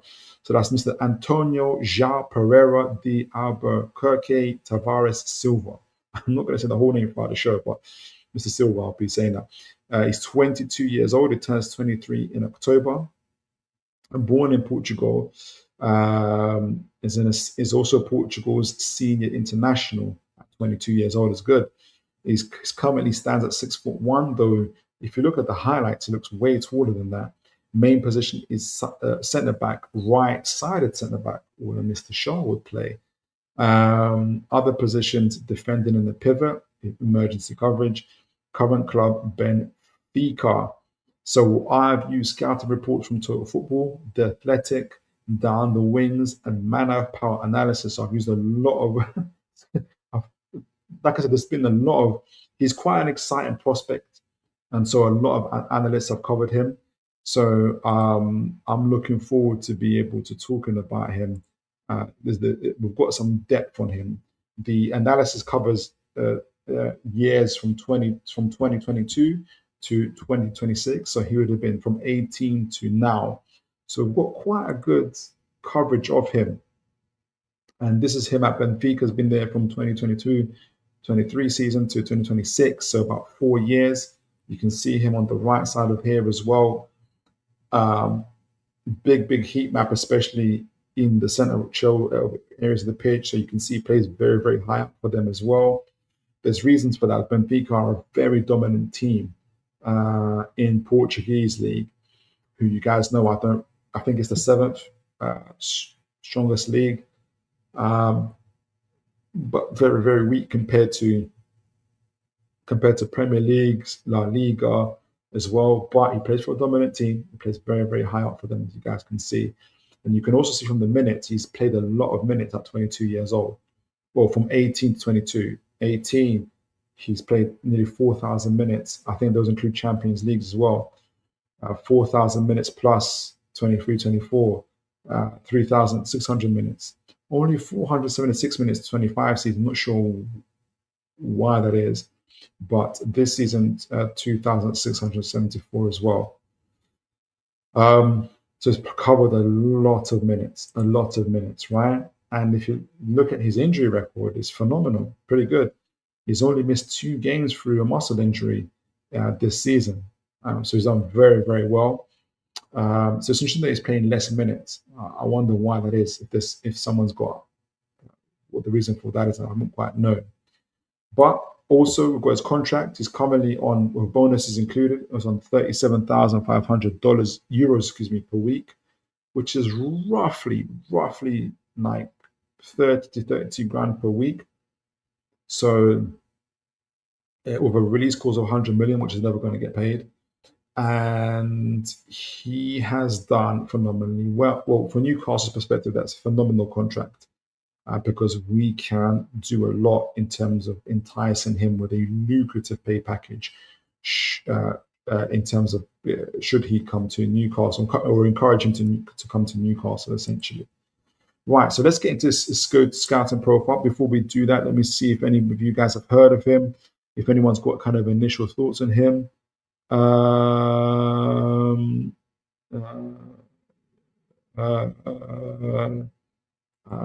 Hoskins says it's BS. Stop lying. 55 million if he sold Isak in July when he knew he wasn't coming back.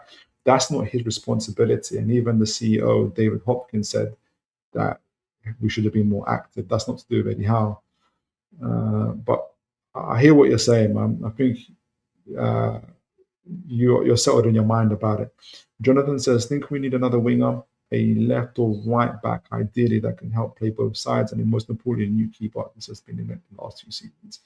Yeah, I think there's a good cause. Let me know if anybody's heard of Mr. Silva before we get into him.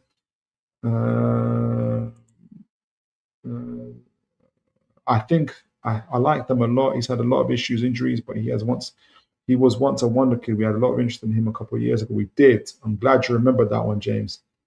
All right, so Mr. Antonio Silva. So I've got to take this off. Here we go. So, like I said, the analysis covers years 2022 to 2026. So progression timeline. Starting 22-23 season, the ascendancy of an elite defensive pillar, the sudden prodigy, tactical integration, sourced Total Football analysis. This is in late 2022. So analysis, so thrust into Benfica's first team due to injury crisis, Silva immediately showcased maturity far beyond his years under Roger Schmidt. Early tactical breakdowns highlighted his baseline profile, a highly composed right-sided modern centre-back who formed a balanced partnership with Nicolas Otamendi.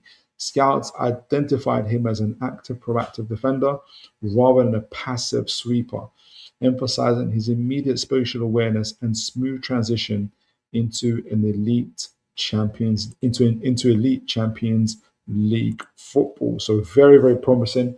Exactly what James said in terms of being seen as a prodigy as well. So see more as a proactive defender, kind of like a Chow type, as well. Phase 2, the 100 million premium target, the emerging elite. So this is from the Athletic, the 50 to watch and down the wings. Also down the wing. This is from August 2023 to 2024. So he would have been 19, 20. So by late 2023, Silva had transformed into one of the most coveted young defenders in world football, tracked closely by clubs like Manchester United and Real Madrid and Newcastle United.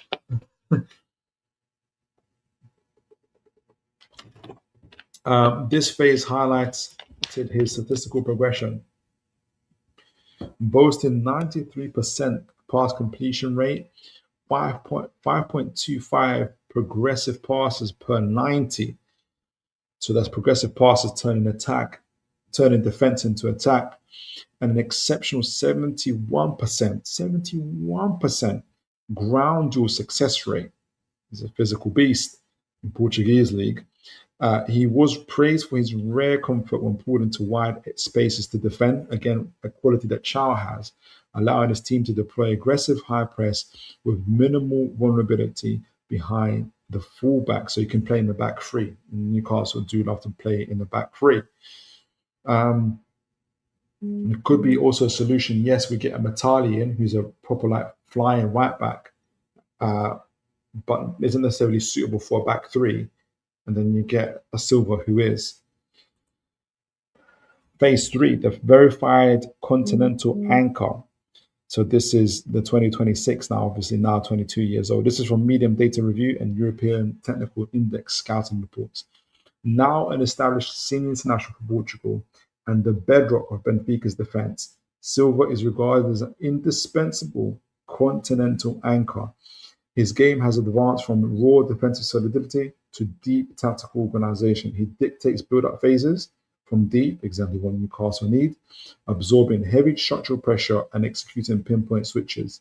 Now valued well north of his initial projections, he is a finished product, combining an old-school Portuguese defensive grit with elite modern-day progressive mechanics. So certainly very good scouting reports on him there.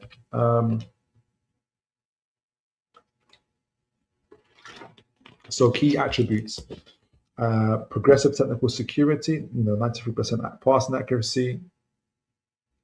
His distribution is foundational. He breaks opposition midfield blocks via vertical, low-driven, line-breaking passes or measured carries out from the back or phase defensive defender. Exactly what Newcastle need. And I hate to do this to him. It is in the Portuguese league, though. It is in the Portuguese league. Proactive channel coverage, elite lateral mobility allows him to shift comfortably into wide areas, exactly what Char can do. He acts as an isolation stopper, tracking drifting wingers into the channels and neutralizing transitions early. Another key attribute, aggressive ground dueling. He uses sharp anticipation to step in front of opposing strikers, recording exceptional tackle success numbers through timed front-footed interventions. I wish I got to see what his performance specifically in the Champions League against high-level opposition is like. Spatial scanning. He continuously checks his shoulders before receiving, granting him a high level of press resistance even when facing, high-intensity frontline pressures. Exactly, this is the direction that Newcastle are heading into in terms of the type of defender that they want.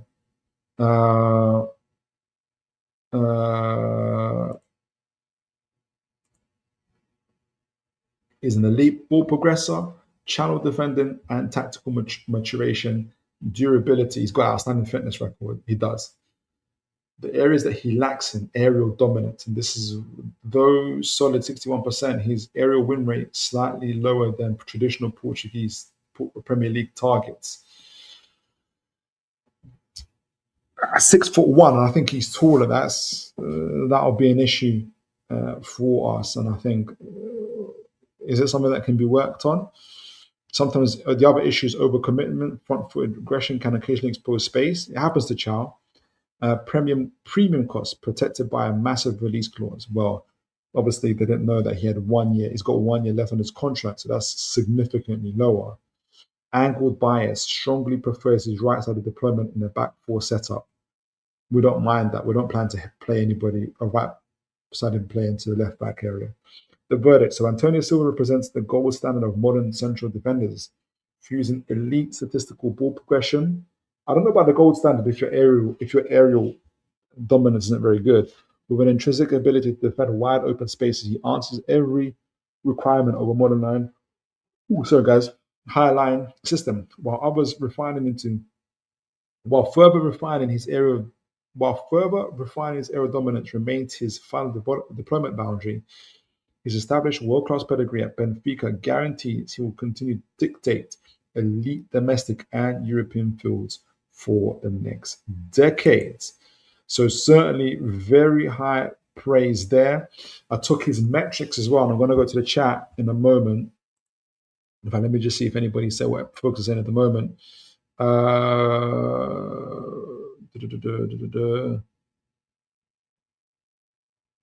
Jonathan says, I just leave it to the powers that be to sign our players, and I hope they know what they're doing. We all can say who we want, but it's all fancy until we see them in a Toon shirt. But it's good to talk about it. Adrian says, I can see Mourinho taking Silva to Real Madrid. Possibly. He needs to do with his team he's got now. Robojog says, Phil, I don't have the link on me right now, but there's an Athletic article about transfer success odds and how some leagues have lower odds, i.e. Portuguese league is rated the same as Brazilian league. I would love to see the article, Robojog. I wouldn't be surprised Portuguese league being very low in terms of success rate. That would be the only red flag. It's an important red flag, and I totally agree with you. Absolutely agree with you. I have against the league. I think the best to recruit locally, even lower divisions of French league, and avoid Germany, Italy, and Portugal if you could. Yeah, I agree. So just to add in terms of some of the metrics, this is Silva from the 22-23 season. You can see as well there, and you've got to add the Benfica. First of all, kind of add the Benfica context into that as well. So Benfica are an elite and are elite possession and territorial control side. They're high pressing. The defenders required to defend large spaces and transitions. Silva developed inside an aggressive high line. So you can see this is Benfica's stats, especially in 25-26. They're in the yellow. So they're literally hitting every top stats. And this is what Warburg is talking about in terms of the Portuguese league. Why this, would these stats come out in the Premier League? I doubt it. They're literally in the 90 percentile for pressing, goals, attacking, possession, counters, and defending. So he just plays in an elite team, dominant team. So, sorry guys. So this shows, Silva's profile shows elite ball progression, not surprising. Passing security, strong defensive duel percentage rate, excellent spatial scanning, and comfortable stepping into midfield phases. Strengths, line breaking passer, proactive front footed defender, elite channel coverage, a comfortable defending wide space, and tactical maturity beyond his age. Concerns remain though about his aerial profile. Aggressive stepping can expose behind, and better with athletic and recovery partner. He'll play better with an athletic and recovery partner essentially.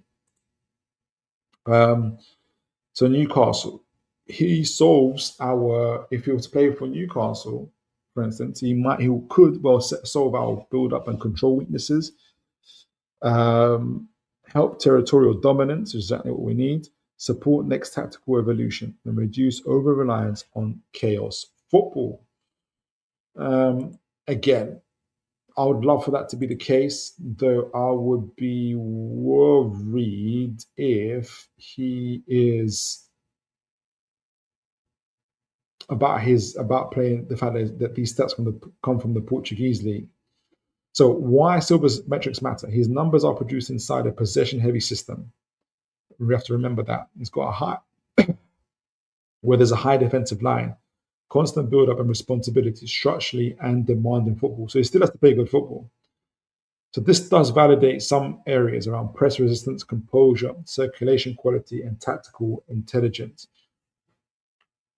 But it needs to be test proven in an intense environment like the Premier League, for instance. So that would be the key takeaway from that. So how would he come out at Newcastle? Currently, Newcastle elite physically, elite transitionally, and elite in the pressure moments. But though we are weak in our build-up circulation, territorial control, and controlled possession phases. So what Silva adds to Howe? So he's got what he could add. He could add, if it's a good transition, is a cleaner build-up structure, a progressive distribution from deep, a better sustained pressure, more control in settled phases, and helps evolve Newcastle stylistically. So the overall conclusion is that Antonio fits exact weaknesses Newcastle still need to solve. So it's a good matchup if we're looking at transfers. He's got elite progression, control, and structural build-up from centre-back. So a lot to like about the young man himself. Let me know what you guys think about him. I think the main opportunity is the fact he's got a year left and he's going to come down at a drop-down price. But the flaw, I'm sure the flaws that he does have, they're going to be amplified even more playing in the Premier League. So how would that come out? So Dave says, we have had 2 players since the takeover from Italy. Trips and Tonali. Would we not look again? Trips didn't come from Italy, he came from Spain, but he's from the Premier League. Tonali's, is great, though it took him, the slight betting stuff was a bit of a hindrance, so maybe that's why we're kind of reluctant to go there. James says, if I had to pick the 2 Portuguese players, I would pick Silva. Silva over Diamande, frankly. I haven't got a chance to see Diamande yet, but I'm going to take your word for it for sure. Adrian says, I always like Silva. He will do well in Spain. Not for us, yeah? Jonathan with a question. And guys, again, thank you and please continue to like, share, and subscribe as well. Jonathan says, I don't know if we broke the 90-20 likes barrier. That'd be great. Jonathan says, would anybody have objections to Osola being given a number 9 next season? I would. Just because, let me see what you said. I think he's shown that he has something in him. He's quick, he's fast, and full of enthusiasm. Hope Wissa improves, though. So I think, yes, the last 6-7 games, Osola has proven to, he can hang, he can do really well. This is after a lot of years of development under Howe. I don't want to give him the number 9 shirt just yet because I don't want to make him think he's better than what he is at the moment. I want him to earn it, play a full season, get 15, 20 goals. That'll be it. And I think maybe the number 9 shirt, if Wissa's still there, is going to stay with Wissa. If Wissa's sold, then I think we need to look for a marquee signing to be able to take that on. That'd be my main thing. But I rate him highly. Absolutely, I rate him highly. Or I like his development, is what I mean. And James says the same thing. He says he needs another 3 years. I think there's still some time building we need to do with Osola personally. He'll be 27 by then, James. Okay. So that's Mr. Silva. I'm going to get into the preview for the Fulham game and appreciate it for the folks that have stayed on this long with me as well. Did I miss anything? No, I didn't. Okay. Because there is a match preview, got a final game of the season. I haven't done too much on the research side of things, but let's have a look at Fulham's. Let's have a look at Fulham. Not going to remove me. Let's remove me. I need to remove myself. At Fulham's form currently. On Silva, though, he's been playing, Champions League from 18, 19 years old. There's a lot to like about Silva. But like Robojog and others, the main red flag is that it's been done in. Oh, in fact, sorry, I forgot, guys. I forgot. Let me show you guys Silva on. Let's get some highlights of Silva before we move on. Let me get some highlights of Silva before we move on. But it's the Portuguese league. It's the Portuguese league that is where the main concerns are. Let me just see this. I'm going to so there's an interesting highlight here. Oops, sorry. There is a highlight here I just found of his game against Porto, who are obviously the team that Benfica, who are a high-quality team that Benfica were up against. So let's have a look at this, because hopefully it will show us the good, bad, and indifferent of Mr. Silva. Hopefully. I haven't seen it just yet. Let me see what you guys are saying. Dave says, the trip's not come from AC Milan. No, he came from Atletico. Dave came from Atletico Madrid. Simeone was his manager.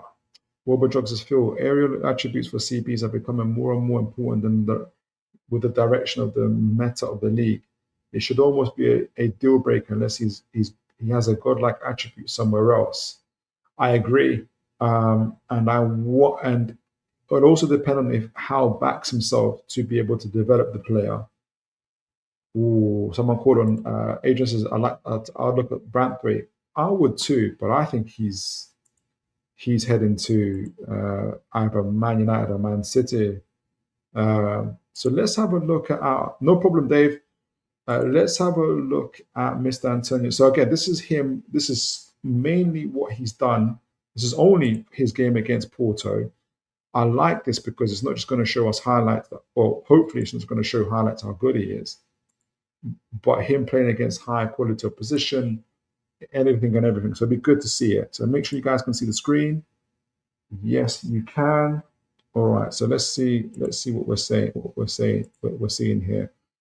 So this is Porto. It must be in the last. I can't remember. It's been this season. So young right centre back. This is him obviously taking the ready straight away and taking the aerial kick there. Is he playing centrally? I think they got a back three going on there.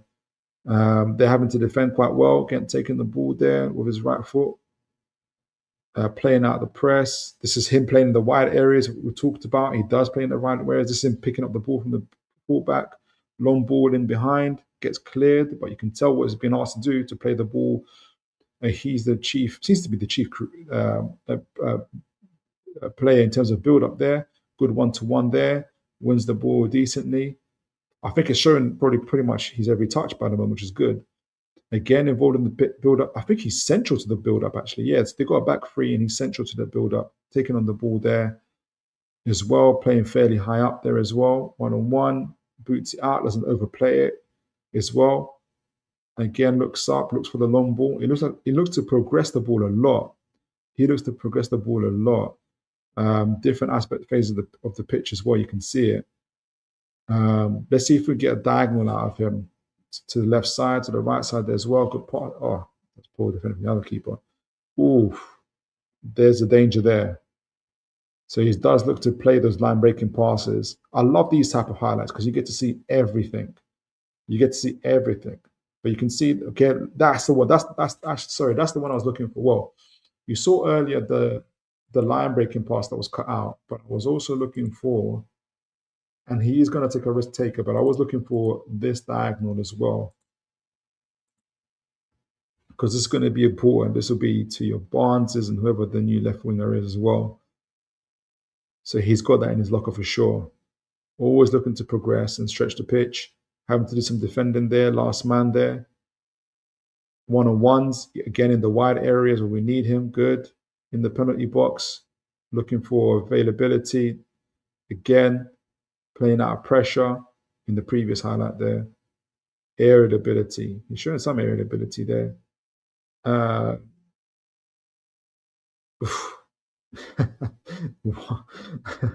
Oh man, he's got mistakes in him, doesn't he? It's good to see these highlights, honestly, because if you just see highlights of everything good they do, you could be fooled if you're not careful into thinking this guy can do no wrong. And you can see there's a little bit of flaws in his game. Yeah, he overplayed that one a bit. When you're kind of so central to being creative, sometimes from the back especially, sometimes you don't always play the simple pass, and he has to get that into his game as well. So you can see there's different edges in his game. Aggressive, good there. But let me know what you guys think. Let me know what you guys think. Before I get to the chat, let me just set up what I want for the Fulham game. Won't go too deeply. Well, we'll go with what we have. Let's see where we're at. All right, so share this. I like Antonio.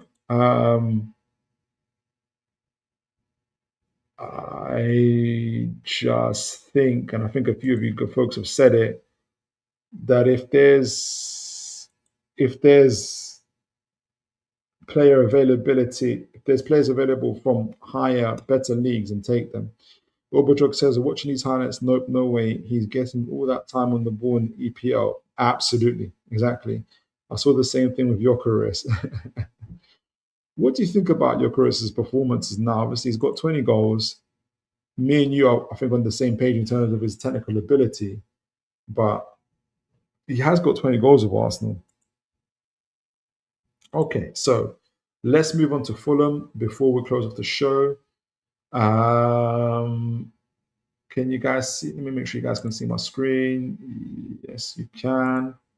Okay, so Fulham are 13th in the league with 49 points, just like we're on 49 points. So we're in the same points as Fulham. So you got a little bit of stakes here. If we lose, we could finish as low as 15th, and nobody wants to finish 15th. Same for Fulham, really. So there's a bit into it, but also if we win, we've got an opportunity to finish above Sunderland, which is very important. Fulham have they scored 45 goals this season and conceded 51. They're currently on minus 6 goal difference. Won 14 games, drawn 7, and lost 16. Compared to us, we've also won 14 games, drawn 7, and lost 16. So our records are almost exactly identical. Although when it comes to goal difference, we're on 0, which again highlights exactly our season. Our goal difference is 0.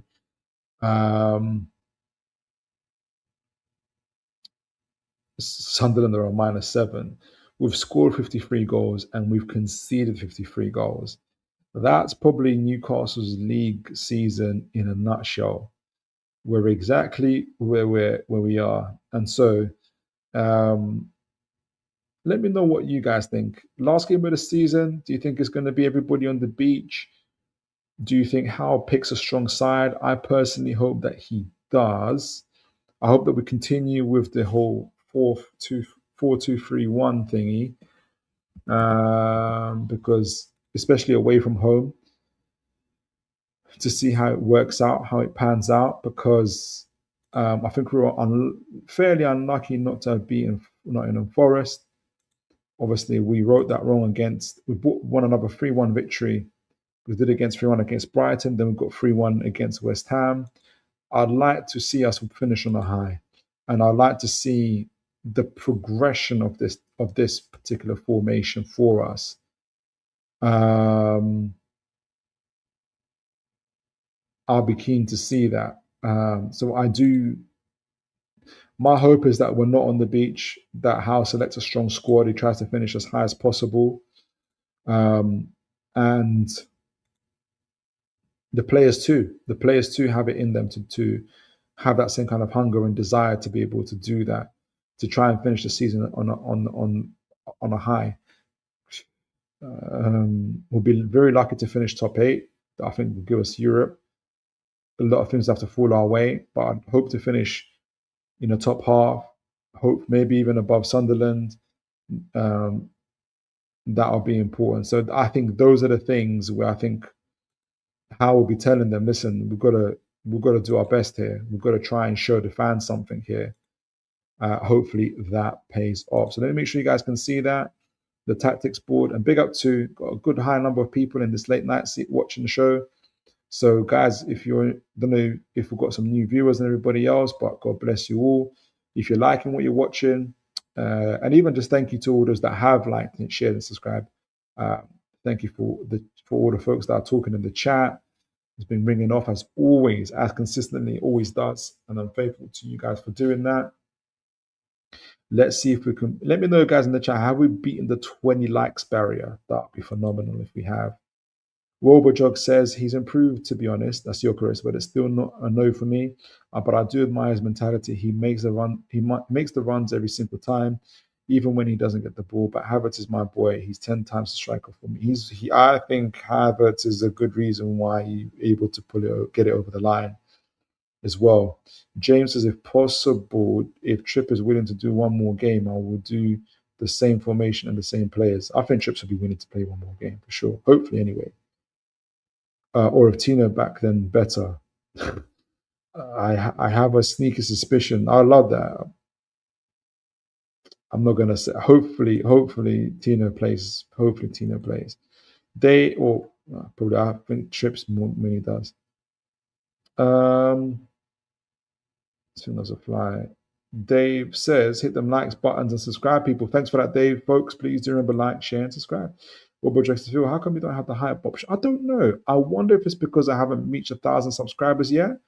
I think we're like 15, 16, 17 people away from there.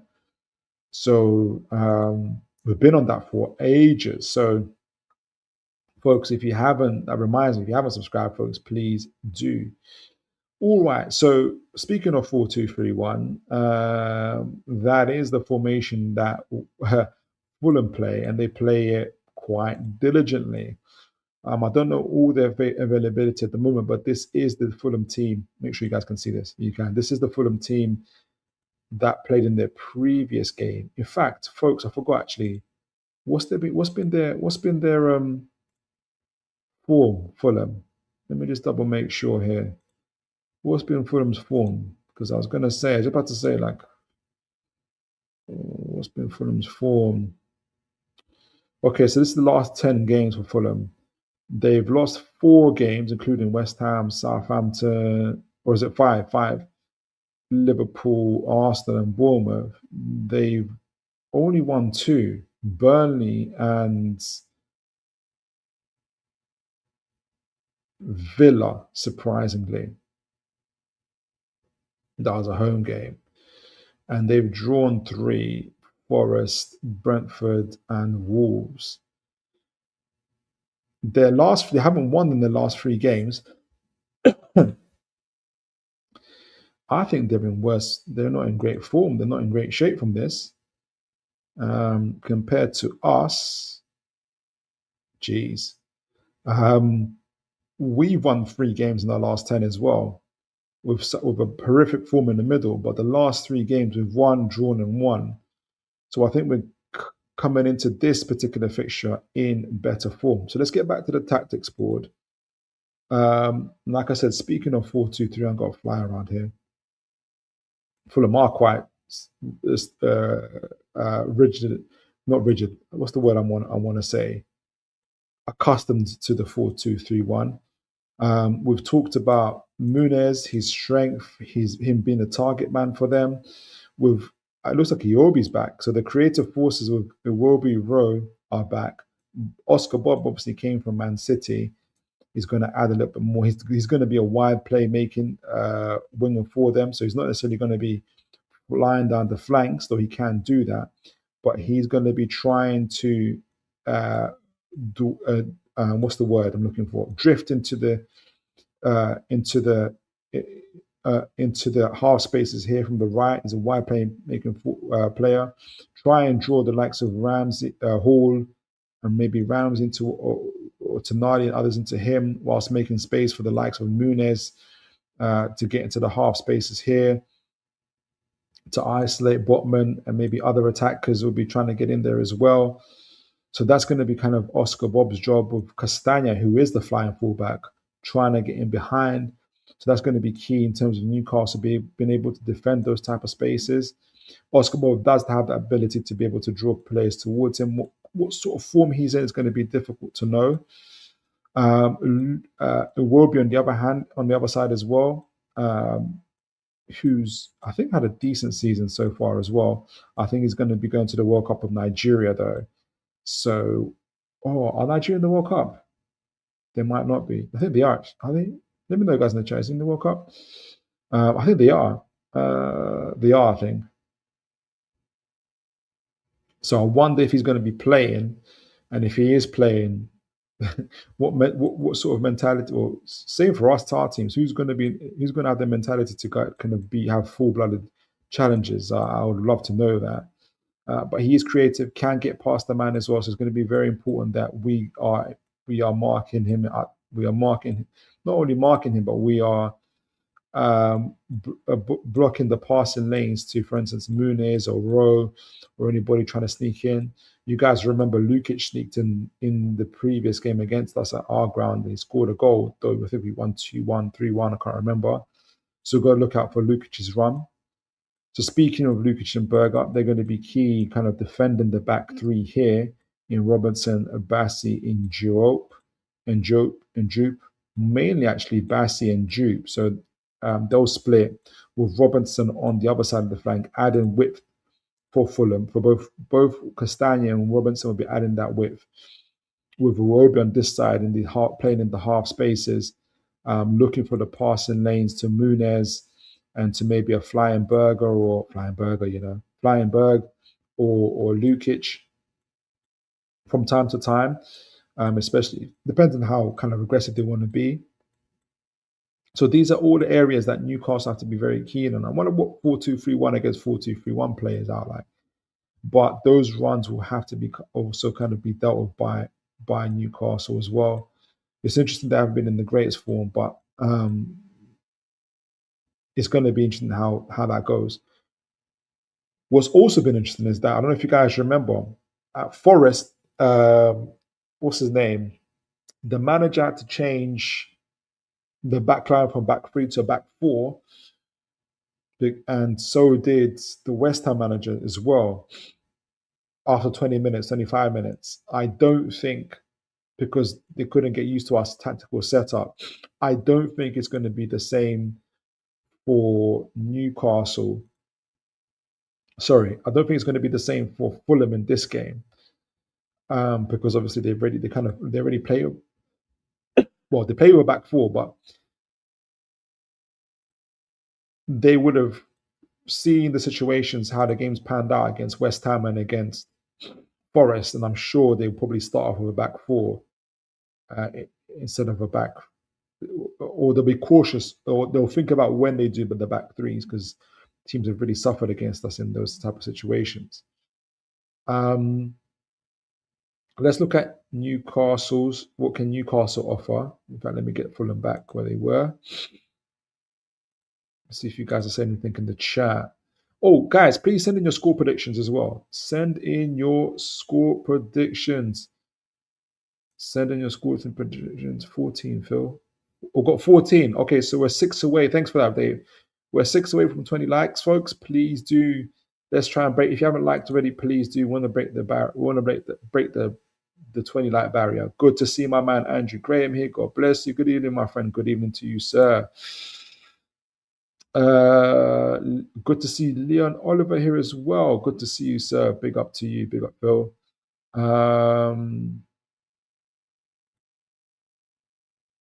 What am I missing here? Everyone's in the World Cup. Thank you for that. So Tonali will be hanging around. So he'll be the one that's Tonali. He'll be the one that's doing long busting runs and tackles. Dave says Tonali will be fresh. Tonali will be fresh for Man U if the rumors are true. Look, if they got 80 mil, they got 80 mil. We'll see what happens. We will see. Oh, you guys, hold on. Are you guys not seeing the tactics board? You guys didn't say anything. I've been on the tactics board all this time. You guys didn't say anything. What is wrong with you guys? Come on. Here we go. Okay. So we saw a bit of what Fulham can do. What can Newcastle do? And we've been playing this 4-2-3-1. What's been really interesting, I now got to see half of the second time, half of the second half. I'll be looking at it again today. Watching and observing the teams again. Ramsey not only impresses me more and more. What's been good about Newcastle is seeing also Barnes playing more inverted as well. I think he loves the inverted role. I don't know if he will score as much because he's on his right foot there. You guys will note my previous concerns from the game previously was, yes, we've got 3 goals, but both Osola and Voltemada had very limited touches in the opposition box. Now that could be because of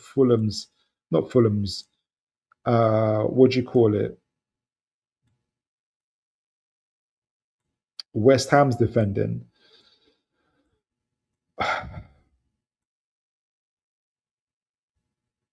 But I want to see more. Now, what has been good is a couple things. Let me see if you guys can see the screen. I have to double make sure of you guys. What I enjoyed watching and what I'm expecting is a couple things. So Tonali, Bruno, Ramsey, we're going to see this, but Tonali's been good playing. He's more of the 6 out of all of them, right? So what you see of Tonali is either here through the middle, or on the wide with either Botman or Cha in the middle, or on this side, allowing for that kind of build up. And between the 3 of them, it's very difficult for teams to press. They can try and press with Muniz and Bob, but they risk leaving the space in behind for the likes of Hall and or Ramsey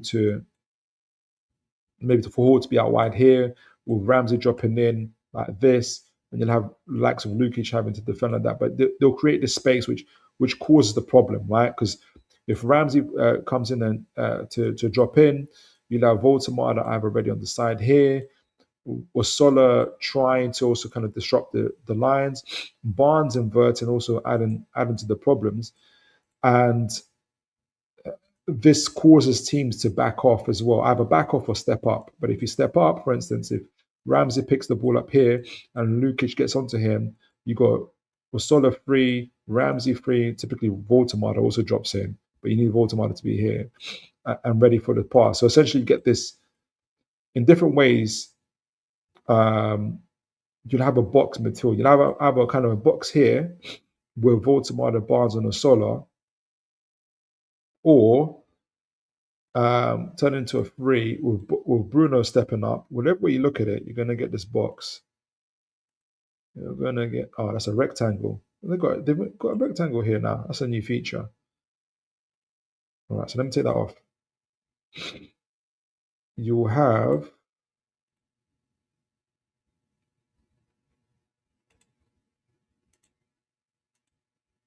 getting it wrong here. Where is it? Vector space. Here we go. They're always trying to create this. It doesn't matter with who, which player, but they're always trying to create this, and it causes a lot of problems for teams. Now, don't get me wrong. Fulham will be trying to do the same thing on the other half. The main kind of solution to this for Fulham will be to get Jupp to step up on Osola, which allows Lukic to step up on Ramsey, and you can end the move there. Hence why Voltemada is going to be very, very key in these situations. and how he uses his space. I'm sure Mr. Berg and others are going to be trying to close the gap in these type of areas as well. So, but Voldemort is going to be interesting to see how Voldemort does. What I need to see Voldemort do more and more is to be a bit more dictating the play and kind of as much as possible to be in the periphery of the back line, of the either the midfield or the back line, and cause them to think a little bit more. Even if, for instance, if he steps into these areas here, he has to force the likes of the defenders to pull back, and that allows Ramsey and Barnes to make their runs and kind of be dangerous. I want him to be a bit more clever in those type of areas. I think Ramsey is going to be key. Speaking of Ramsey, in him picking up the ball, I think Bruno and Ramsey are going to be very key in this game. I think they'll be lining up a lot with Luke against Lukic and Burge, for instance. Voldemort could do Bruno a favor and step up in those areas instead, and let Bruno kind of get into these central areas where I back him to, for instance, turn the likes of Bassi and others and free himself up for kind of hopefully line breaking passes to your Solas and Barnes. There'll be opportunity also, let me delete this, for trips to make those ones out wide with Barnes and others supporting.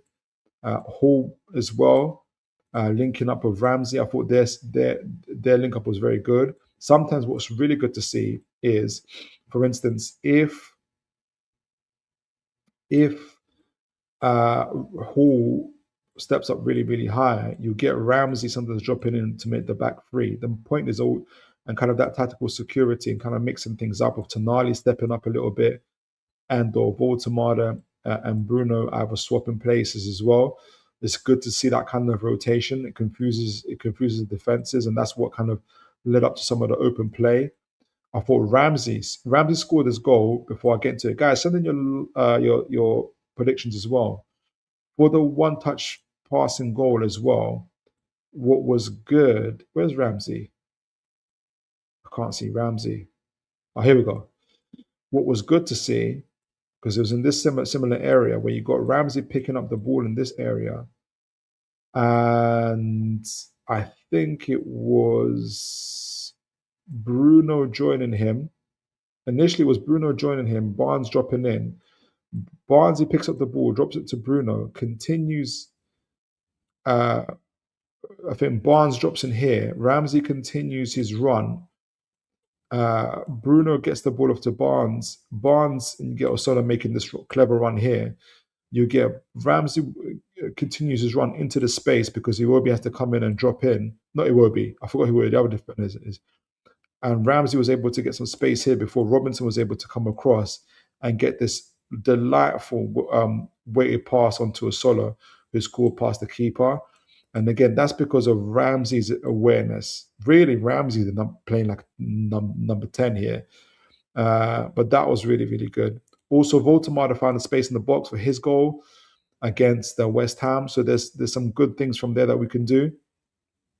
I do back our defenders against Bob, back our midfield and our defenders against Fulham's attack. So I think there'll be a lot more opportunity for us to play from an attacking perspective. Fulham's pitch strikes me as a bit smaller as well. So, well, it is smaller than St. James's Park, the actual pitch, I think. So, is it going to be the same frustrating evening or morning, whatever we're playing, afternoon for Osola, where he was quite frustrated against, for instance, Forest, where it was smaller pitch as well? His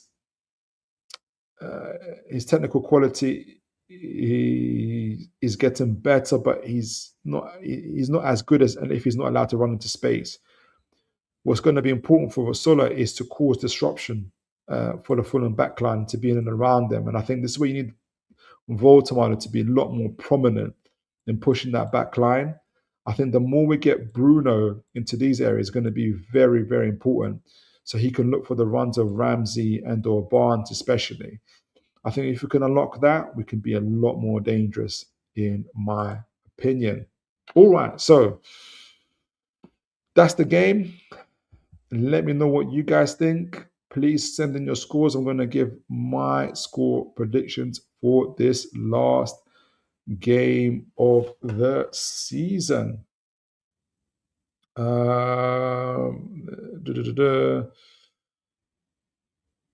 We had nearly a 3-hour show. That's how much we had to talk about. Phenomenal as always. Okay, so for me, I'm going to go for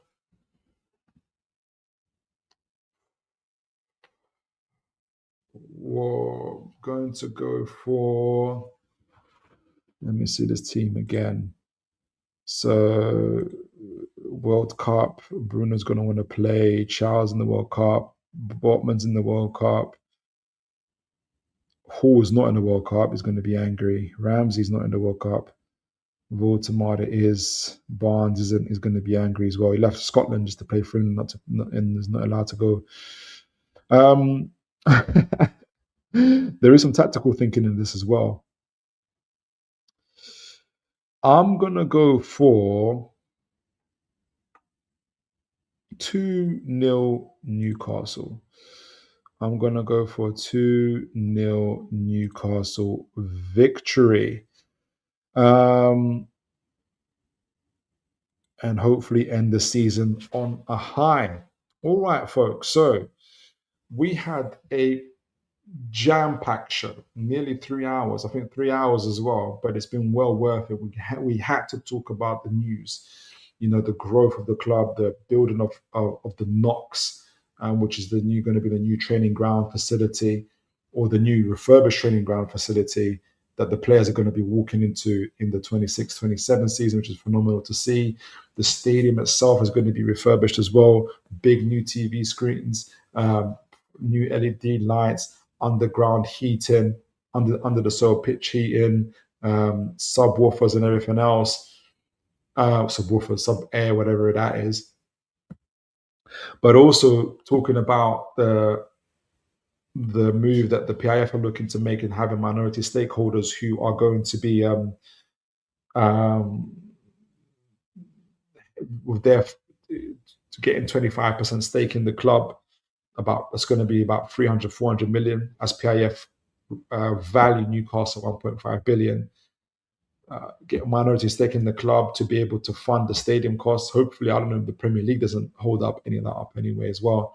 So that was important to talk about that it's actually good news, that it actually signals to me anyway, phase 2 of Newcastle's growth. Going from the phase 1, the rescue Newcastle, build a squad, to now phase 2, build the revenue up, build a team that's consistently in the Champions League, that year after year. That's the next phase for Newcastle United. So it's very, very exciting. You're not going to see growth like this. You're not going to see this stage of growth like this again for Newcastle fans. We talked about also the end of season review part 2, adding on to the previous one we did on Tuesday. We looked at the quality depth of the squad, the impact of injuries and availability on the squad have had on Newcastle have been significant. I think overall, now that I'm thinking about it, without injuries, I think the team is probably the overall quality of the team is somewhere between 7th and 5th, 6th, 8th and 5th ish, 8th and 4th ish, 8th and 5th probably. But with the injuries, we're looking at 7th and 10th for exactly where we are at the moment. And injuries, especially to our back line, have been significant. And our forward line especially have been significant. So that has impacted our ability to have tactical changes, evolutions in the team.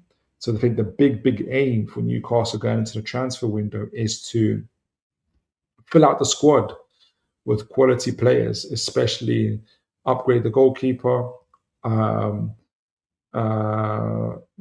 get quality back up in defence, and the striker, especially, who can make the ball stick. I think that's going to be absolutely vital for Newcastle United going forward. Then we did a match preview for the Fulham game going forward.